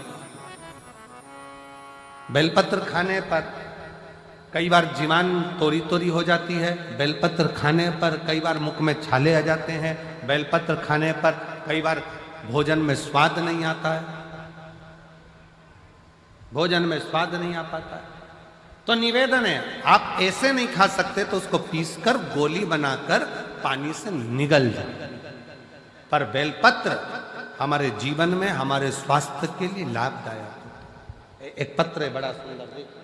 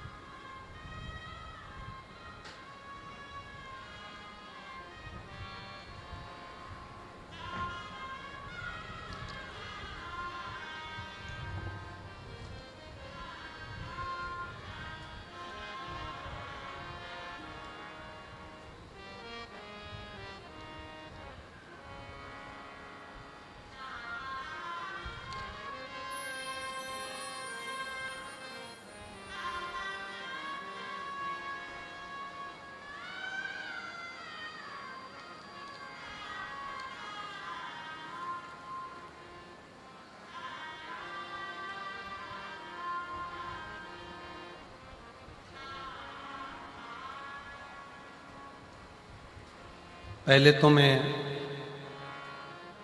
गुरुजी अमरजीत जी मेहता अंकल जी को बहुत बहुत धन्यवाद देता हूँ, जिन्होंने ये कथा कराई। मेरा नाम दिव्या है, मैं भटिंडा की रहने वाली हूँ। कहीं बैठी हो दिव्या तो हाथ हिला सकती हो। मैं भटिंडा की रहने वाली हूँ, मेरा नाम दिव्या है। कहीं बैठी हो तो हाथ हिला सकती हो, और बैठी हो तो एक बेलपत्र लेने आ सकती हो। मैं श्री अमरजीत सिंह मेहता जी को, अंकल जी को बहुत बहुत धन्यवाद देती हूँ, जिन्होंने हमको कथा सुनने का सौभाग्य दिया। मेरी उम्र 16 साल है। मैं आपकी कथा 2022 से सुन रही हूँ। 2 महीने पहले मेरी माँ को एक बीमारी हो गई थी, जिसका मैं नाम नहीं लिख रही। डॉक्टर ने ऑपरेशन करने का बोल दिया। उस बीमारी का मैं नाम नहीं लिख रही हूं, ऑपरेशन करने का बोल दिया और 10 दिन का समय दिया। जब 10 दिन का समय मांगा, डॉक्टर ने बोल दिया ठीक है, आप 10 दिन के बाद ऑपरेशन कराओ। ऑपरेशन का तारीख निकाला गया और मेरे घर के लोगों ने 1 लोटा जल और एक बेलपत्र का प्रयोग करना प्रारंभ करा। 10 दिन बाद ऑपरेशन था। शिवजी पर चढ़ा हुआ जल और बेलपत्र 10 दिनों तक देना प्रारंभ करा। 10 दिनों के बाद डॉक्टर के पास गए तो उन्होंने कहा कि ये बीमारी बिल्कुल ठीक हो चुकी है, अब ऑपरेशन की जरूरत नहीं। अब ऑपरेशन की जरूरत नहीं है। पत्र को आप लोग एलईडी पर पढ़ सकते हैं। 10 शिवजी पर चढ़ा जल और बेलपत्र 10 दिनों तक दिया। जब हम 10 दिनों के बाद डॉक्टर के पास गए, उन्होंने कहा कि ये बीमारी बिल्कुल ठीक हो चुकी है, अब यह बिल्कुल ठीक है, इसको ऑपरेशन नहीं होगा। गुरुजी बाबा है, मैं बाबा को प्रणाम करने के लिए आई हूं। एक लाइन अच्छी लिखी है, आप और हम गुनगुना लेते हैं। तेरे दरबार की बाबा निराली शान देखी है, तेरे दरबार की बाबा निराली शान देखी है। तुझे देते नहीं देखा, पर झोली भरी देखी है। मुख दुनिया मोड़ेगी बाबा, तू मुखड़ा मोड़े। मुख दुनिया मोड़ेगी बाबा, तू मुखड़ा।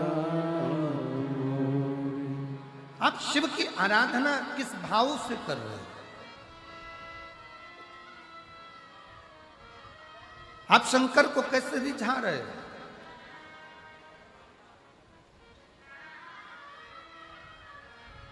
मेरी जीजियों, शिव के मंदिर में केवल एक लोटा जल देने के लिए मत जाओ। शिव के मंदिर में अगर जाओ तो लोटा भर जल के साथ में अपना दिल भी बाबा को देकर आओ, तो समझो कि तुम्हारा कार्य सफल हुआ।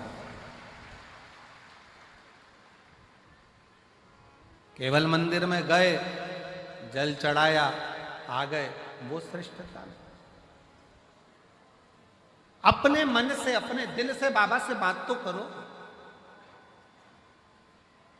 कितनी धूप है, इतनी कड़कड़ाती हुई गर्मी में आप लोग बैठकर कथा सुन रहे हो, 200-500 रुपए खर्च कर कर आए हो।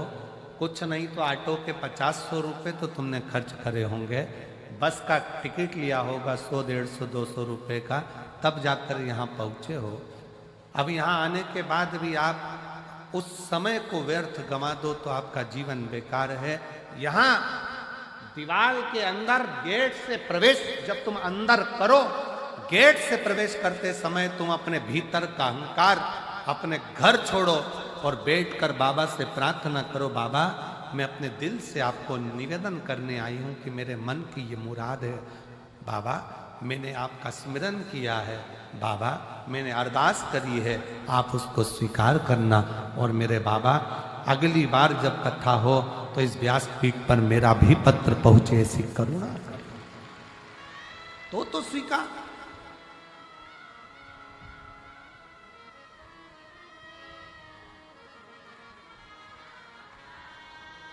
शिव पर करा भरोसा टूटता नहीं है। पक्षी और मनुष्य में एक बड़ा अंतर है। पक्षी और मनुष्य में एक सबसे बड़ा अंतर है। पक्षी अपने साथ के पक्षी को उड़ाने का प्रयास करता है और मनुष्य उड़ता हुआ व्यक्ति को गिराने का प्रयास करता है। इन दोनों में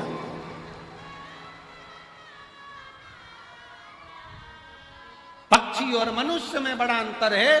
पक्षी, एक पक्षी अगर उड़ नहीं रहा है उसको उड़ाने का प्रयास करेंगे। पक्षी उड़ नहीं रहा है उसको उड़ाने का प्रयास करेंगे। पक्षी सामूहिकता में एक साथ आकाश में उड़ते हैं, उड़ाने का प्रयास करते हैं। एक पक्षी थक जाता है, दूसरा पक्षी उससे कहता है घबराना नहीं, मंजिल आने वाली है, उड़ते रहे, मंजिल आने वाली है, और आगे बढ़ना है, और ऊपर जाना है, उड़ते रहे, मंजिल आने वाली है। पक्षी अपने साथ के पक्षी को मंजिल तक पहुंचाने का प्रयास करता है। और मनुष्य कोई उड़ रहा है, आगे बढ़ रहा है, बहुत उन्नति कर गया, बहुत तरक्की कर गया, तो मनुष्य अंदर से ईर्ष्या रखकर उसका पांव पकड़कर खींचने का, जमीन पर गिराने का प्रयास करता है। निवेदन है, पक्षी सामूहिकता में रहकर दूसरे को आगे बढ़ाने का प्रयास करते हैं और मनुष्य सामूहिकता में मिलकर एक दूसरे को गिराने का प्रयास करते हैं कि अपन इकट्ठे होकर इसको जमीन पर पटक देंगे। ये आगे कैसे बढ़ गया, ये तरक्की कैसे कर गया, ये कुर्सी पर कैसे बैठ गया, ये सिंहासन पर कैसे बैठ गया, ये आगे कैसे बढ़ गया,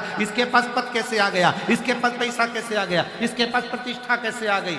उसको दिखता नहीं है कि उसने पूर्व में मेहनत कितनी करी है, उसको दिखता नहीं है कि उसने संघर्ष कितना करा, बस गिरा रहा है।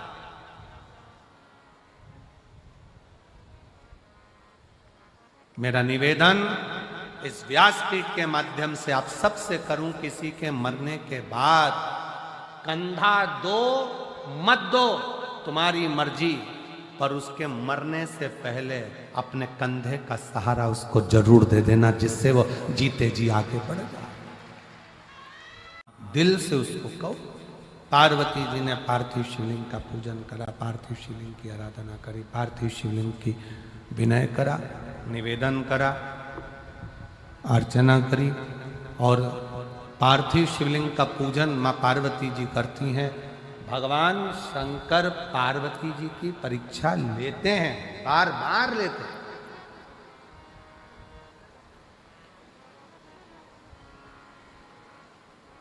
शिव कुछ देगा तो पहले तुम्हें तोल लेगा, शंकर देने से पहले तुम्हें तोल लेगा।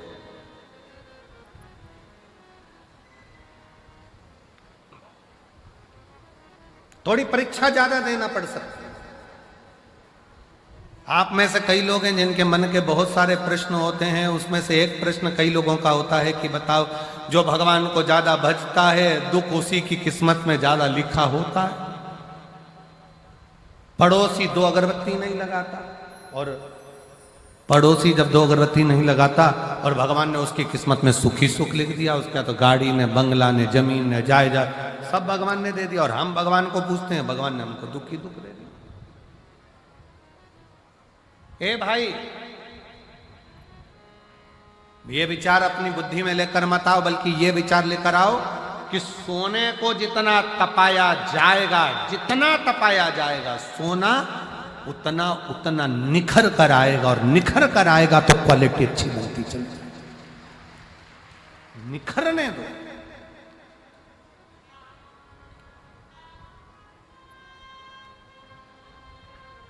निखर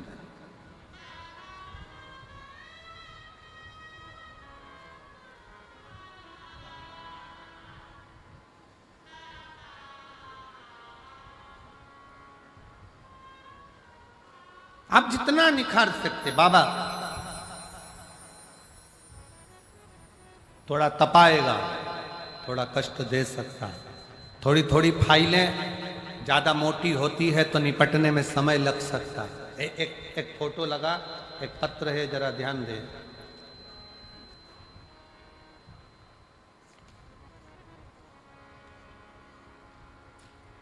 गुरुजी किरण गोयल, जिला मानसा बरेठा मंडी से रहने वाली हूँ। मेरा मोबाइल नंबर ये है, कहीं बैठी हूँ तो हाथ हिला सकते हैं। किरण गोयल, जिला मानसा बरेठा मंडी से रहने वाली हूँ। मेरा मोबाइल नंबर ये है, कहीं बैठी हूँ तो हाथ हिलाकर एक बेलपत्र लेने के लिए आ सकते। अब इसमें मेरे पति के पाँव में एक बीमारी हो गई जो 20 साल से है, जिससे पति के पाँव से, पहले पाँव को देखेंगे आप लोग एलईडी पर, पाँव से 20 साल से लगातार खून बहता है। और उस बहन ने लिखा, वो किरण गोयल ने लिखा, ऐसा कोई डॉक्टर नहीं है भारत का जिसके पास इलाज ना करवाए। पूरे भारत का ऐसा कोई विशेष डॉक्टर नहीं जिसके पास इलाज ना करवाए। शरीर में से ये पाँव का फोटो है, जिसमें से लगातार रेगुलर पाँव में से खून बहता ही रहता है, लगातार पाँव में से खून बहता है।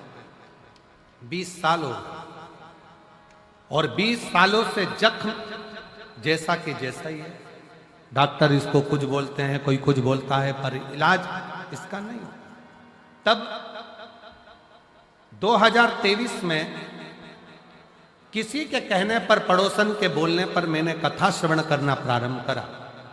और 2023 में किसी के काम से पड़ोसन के घर गई, और काम से जब पड़ोसन के घर गई तो वहां पर आपकी कथा हो रही थी। बस वहीं से मुझे भी भोलेनाथ की कथा से लगन हो गई और मैं भी सुनने लगी। तब से बाबा की कृपा ऐसी हुई, एक लोटा जल शिव जी पे चढ़ाती, एक बेलपत्र लाती, पति को देती, और बाबा की कृपा से अब उनके पांव से खून निकलना बंद हो गया और पांव ठीक होना प्रारंभ हुआ। जो 20 साल से हो रहा है, 20 वर्ष जो लगातार होता रहा। मेरा नाम किरण गोयल, जिला मानसा बरेठा मंडी से रहने वाली हूँ। मेरा मोबाइल नंबर ये। शिव तत्व किसको कहते हैं? शंकर क्या करता है, शंकर कैसे करुणा करता है, शिव क्या करता है, शंकर भगवान कैसे करुणा करते हैं, ये किसी को नहीं, किसी को।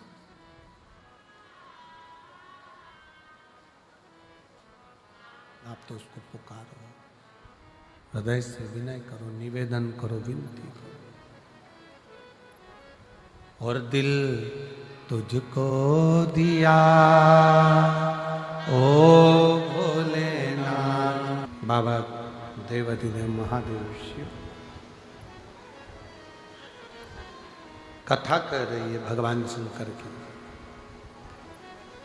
पार्वती मैया भगवान शिव की आराधना करती हैं और भगवान शंकर पार्वती जी को प्राप्त होते हैं।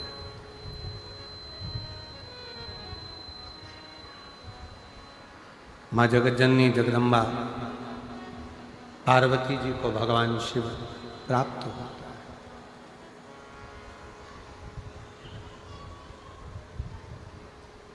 बहुत परीक्षा लेने के बाद शिव जी ने पार्वती जी को अपना बना। बहुत परीक्षा लेने के बाद भगवान शंकर ने पार्वती जी को अपना बना। मृत्यु लोक में जन्म लेने के बाद हर पल हर घड़ी जब भगवान परीक्षा ले तो समझ लेना कि वो अपना बनाना चाहता है, इसलिए वो तुम्हें तपा रहा है, थोड़ा संघर्ष करा रहा है।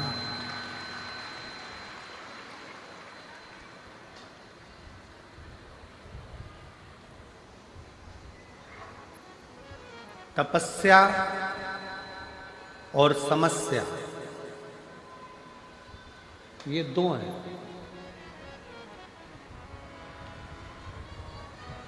तपस्या और समस्या।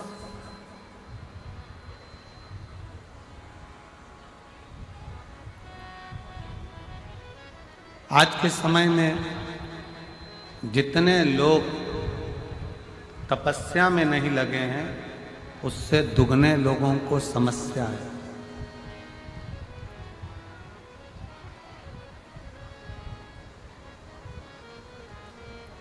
संत, साधु, सन्यासी, तपस्वी, साधक, उपासक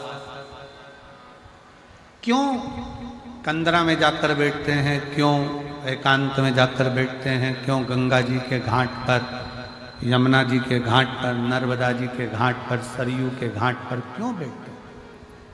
तपस्या क्यों करते हैं? भगवान को पाने की।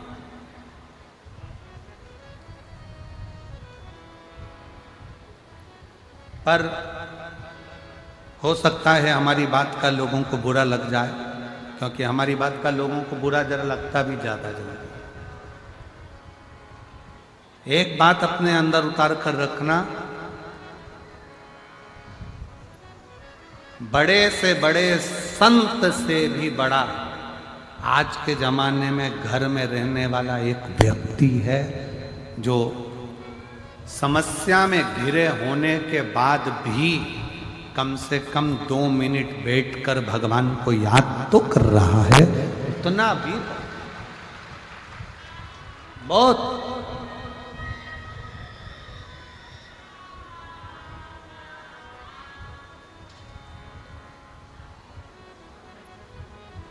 आज दुनिया की दृष्टि में लगता है कि सन्यासी,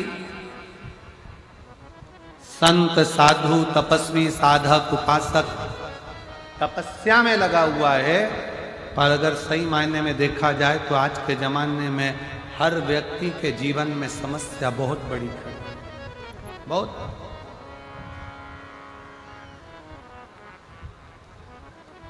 आज के मायने में अगर देखा जाए तो समस्या बहुत बड़ी।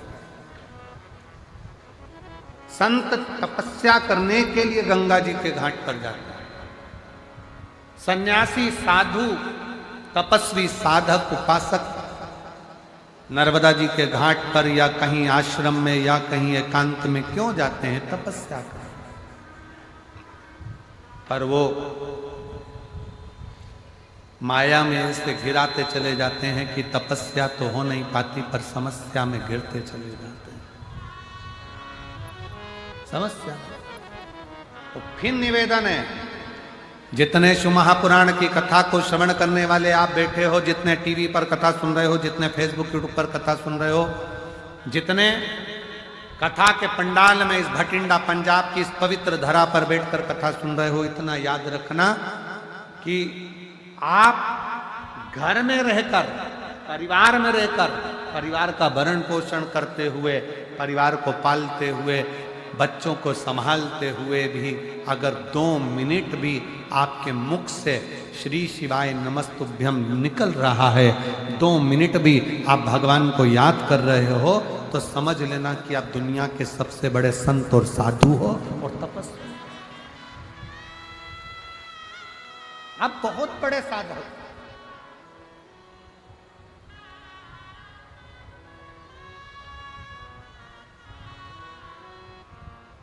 आप बहुत बड़े उपासक।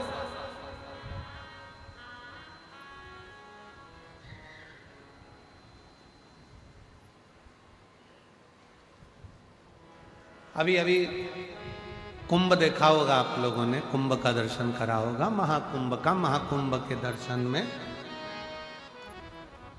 इतने बड़े बड़े संत, साधु, तपस्वी, साधक, उपासक उस कुंभ के मेले में पहुंचे भगवान की भक्ति करने के लिए। आप अगर शिव महापुराण की कथा में आकर बैठे हो, या कुंभ के मेले में गए हो, या हरिद्वार गए हो, या 4 धाम की यात्रा करने गए हो, या भगवान का भजन करने के लिए गए हो, या जितनी देर गुरुद्वारे में आप पहुंचे हो गुरु की वाणी को श्रवण करने के लिए, मत्था टेकने के लिए, उतनी देर तुम्हारी दृष्टि में कोई दूसरा नहीं होना चाहिए। उतनी दृष्टि में केवल मेरा वाहे गुरु हो, और शिव हो, राम हो, कृष्ण हो, शंकर हो, जो तुम्हारा इष्ट हो,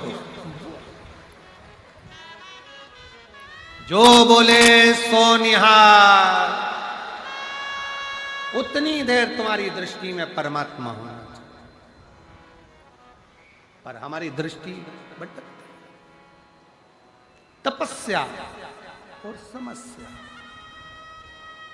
दोनों समय, दोनों साथ चल रहे।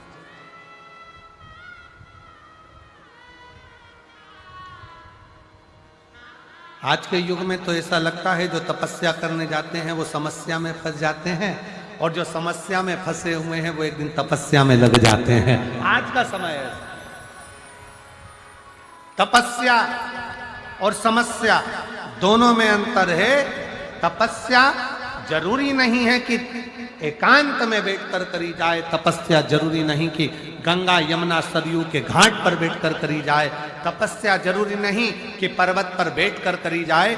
तपस्या अपने घर में रहते हुए, परिवार में रहते हुए, माता पिता की सेवा करते हुए, पत्नी बच्चे परिवार को संभालते हुए, भगवान के नाम जाप जो मुख से निकलता जाए वो भी तपस्या से कम नहीं है। और तपस्या एक दिन शिव तक पहुंचा देती है, और समस्या एक दिन शमशान तक पहुंचा देती है। ये दोनों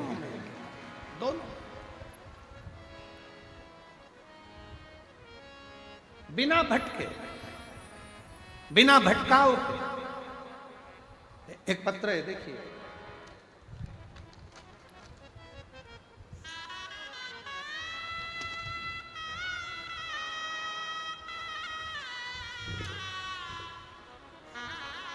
मैं आशा सैनी सिरसा हरियाणा से आई हूं। मैं आशा सैनी सिरसा हरियाणा से आई हूं। मेरा मोबाइल नंबर ये है। कहीं बैठी हो तो हाथ हिला। आप ही हैं? आ जाइए। तो यहीं से चढ़कर मत आ जाना, बाजू की बाजू से है, थोड़ा सा जहां से रास्ता है वहां से आइएगा। मैं आशा सैनी निवासी सिरसा हरियाणा से हूं। मेरा मोबाइल नंबर ये है। एक लोटे जल का मैं क्या वर्णन करूं गुरुदेव। एक लोटा जल और बेलपत्र चढ़ाना मेरे लिए बहुत फायदेमंद हुआ। मैंने आपकी कथा सिरसा में 2 बार सुनी, पिछले बार भी सुनी, इस बार भी सुनी। गुरुदेव, पिछले वर्ष मैंने बाबा से जो मांगा, मेरे बाबा ने कृपा करी। इस वर्ष जो मैंने बाबा से विनय करी थी, मेरे 2 बेटे हैं गुरुदेव। एक 13 साल से सरकारी नौकरी का प्रयास कर रहा है और दूसरा बेटा 7 वर्ष से सरकारी नौकरी की तैयारी कर रहा है। गुरुदेव, पिछली बार मैंने अपने बच्चों से कहा था कि पंडाल में बैठकर बाबा से मांगो तो सरी बाबा देता है। जब आपकी पहली कथा सिरसा में हुई, बच्चों को विश्वास नहीं हुआ। अभी 1 महीने पहले ही आपकी कथा बाबा के सिरसा में हुई। मेरे दोनों बच्चों ने, जो 13 साल से तैयारी कर रहा था, 7 वर्ष से तैयारी कर रहा था, दोनों बच्चों ने कथा श्रवण करी, बाबा को प्रणाम करा, अपनी मेहनत 4 गुनी करी और आज बाबा की कृपा से दोनों की सरकारी नौकरी हो गई। इसलिए मैं बाबा को यहां प्रणाम करने के लिए। अब सिरसा की कथा को कितना दिन हुआ है रे भाई? ज्यादा से ज्यादा शिवरात्रि के प्रथम में 10, 12, 15 दिन के ही। आओ आओ। मेरे दोनों बेटों का सरकारी नौकरी का लेटर आ गया। मैं बाबा को प्रणाम करने के लिए, मैंने बोला था जैसे ही लेटर आएगा, जहां कथा चल रही होगी मैं जाकर प्रणाम करूंगा।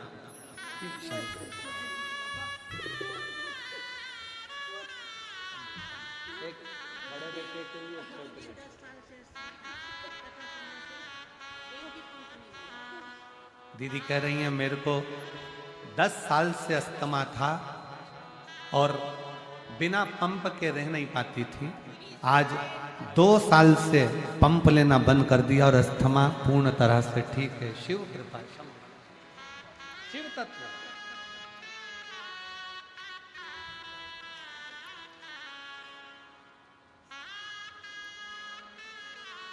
एक पत्र और बड़ा सुंदर है।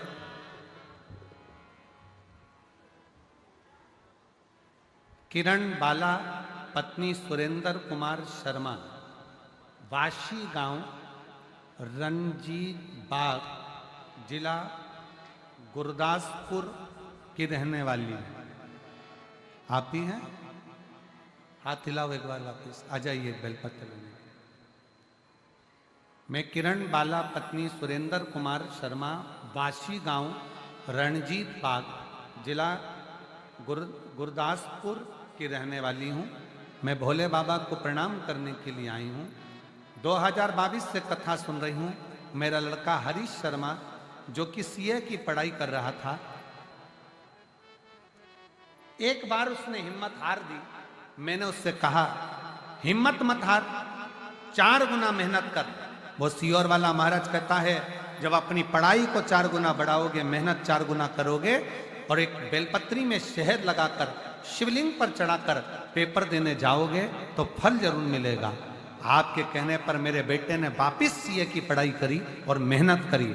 आज मेरा बेटा बाबा शिवजी की कृपा से सीए बन गया। और बाबा सीए तो बना, मेरे बेटे ने मंदिर जाना नहीं छोड़ा, तो बाबा ने भी ऐसा हाथ पकड़ा कि उसकी नौकरी आईसीआईसी बैंक में मैनेजर के पद पर हो गई है।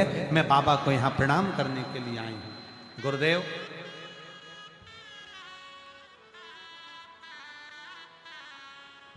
बाबा से जब भटिंडा में मेहता जी ने कथा कराई, अमर सिंह जी ने, तब हमने बाबा से प्रार्थना करी थी, बाबा हमारे पास मकान नहीं, कहीं व्यवस्था आप करिए।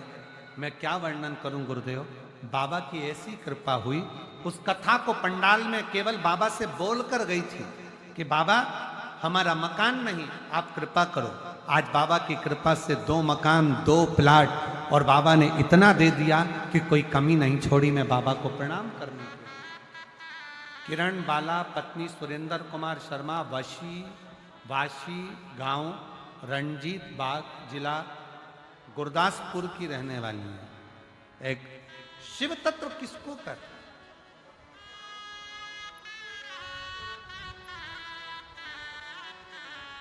और देखिए पत्र बहुत सारे हैं, इतने सारे पत्र प्रतिदिन आ रहे हैं। इतने पत्रों को तो हम नहीं पढ़ पाते हैं, पर जितना 2-4 पत्र उसमें पढ़कर जो भी सामने आता है आपके सम्मुख में बोल देते। पर निवेदन, भले पत्र हम पढ़ें चाहे ना पढ़ें, पर बाबा से आप प्रार्थना जरूर करना कि मेरी झोली खुशियों से भरना। एक पत्र मेरा भी व्यासपीठ पर पहुंचना चाहिए। शिव कृपा, पत्र पढ़ा जाए ना पढ़ा जाए वो अपनी जगह।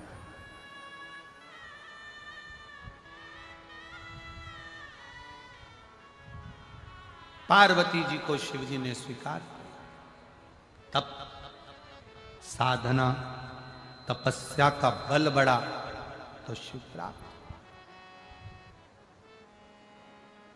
थोड़ा तपाएगा शायद, पर चिंता न करिए। अब सौंप दिया इस जीवन का सब भार तुम्हारे हाथों में, हे हार तुम्हारे हाथों में, और जीत तुम्हारे हाथों। थोड़ा तपाए, थोड़ा कष्ट ज्यादा है, समझ लेना कि अभी बाबा फाइल पढ़ रहा है, और फाइल पढ़ेगा तो एक ना एक दिन थोड़ा ना थोड़ा निर्णय जरूर ले। थोड़ा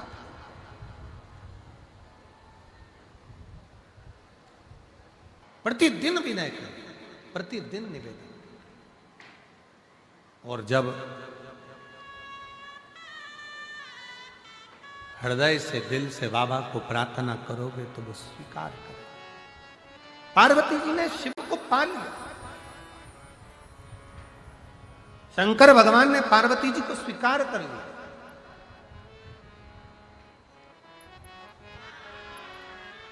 स्वीकार कर लिया।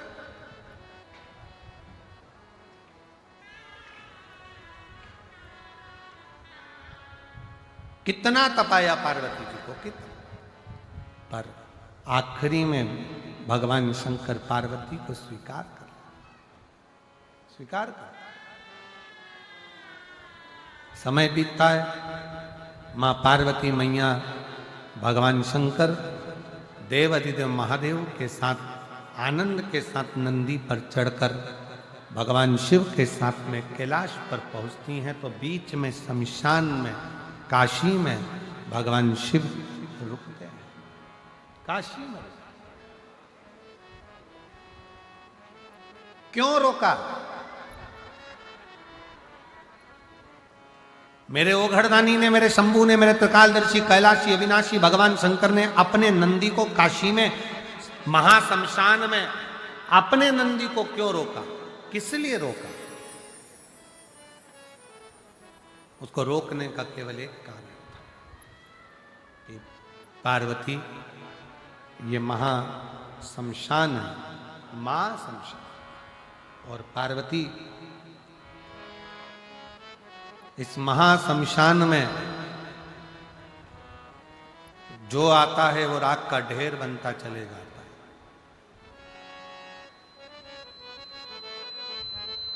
ये महाशमशान, पार्वती जी हाथ जोड़कर कहती हैं बाबा भोलेनाथ जी से, प्रभु एक निवेदन, एक विनती है, स्वीकार करिए। आज आपका और हमारा मंगल विवाह हुआ है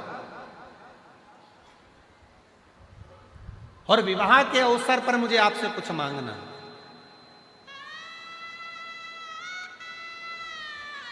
आज आपका और हमारा मंगल विवाह हुआ है, विवाह के अवसर पर कुछ मांगना। शिव जी ने पूछा क्या चाहिए पार्वती, बोलो, जो आप कहो मैं आपको दे देता हूं। पार्वती जी कहती हैं प्रभु बस इतना दीजिए कि इस महाशमशान काशी में, काशी की पवित्र धरा पर मान लो कोई भूलवश भी आ जाए और वो इस काशी की धरा पर पांव रख दे, काशी की धरा पर अगर आ जाए और आने के बाद भी वो अपने गांव, अपने नगर, अपने क्षेत्र में चला जाए, पर जब भी वो अपने प्राणों को त्यागे, उस समय पर शंकर पार्वती गौरी शंकर का दर्शन उसके मृत्यु से पहले उसको हो जाए, ऐसा वर्ग। दुनिया के लोग कहते हैं कि काशी में मरने वाले को भगवान मंत्र देकर, उसको तारक मंत्र देकर तार देते हैं। परशु महापुराण की कथा तो कहती है, स्कंद पुराण कहती है कि काशी में अगर कोई भूलवश भी चला जाता है, भले उसके प्राण काशी में ना निकलें, वापिस आ गया, सालों बीत गए, बुढ़ापा आ गया, पर जब भी उसके प्राण छूटते हैं तब वो काशी का विश्वनाथ आकर दर्शन जरूर देता है, उसका कल्याण जरूर करता है, जरूर स्वीकार करता है। आ जाइए, शिव स्वीकारता, शंकर ओघरदानी स्वीकार करता है।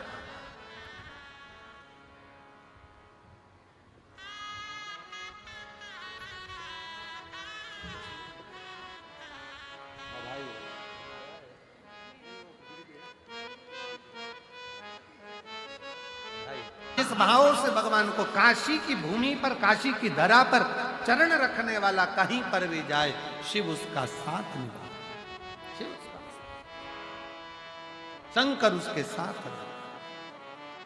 समय बीता, पार्वती जी के तन उपतन से भगवान श्री गणेश जी का प्रागट्य हुआ।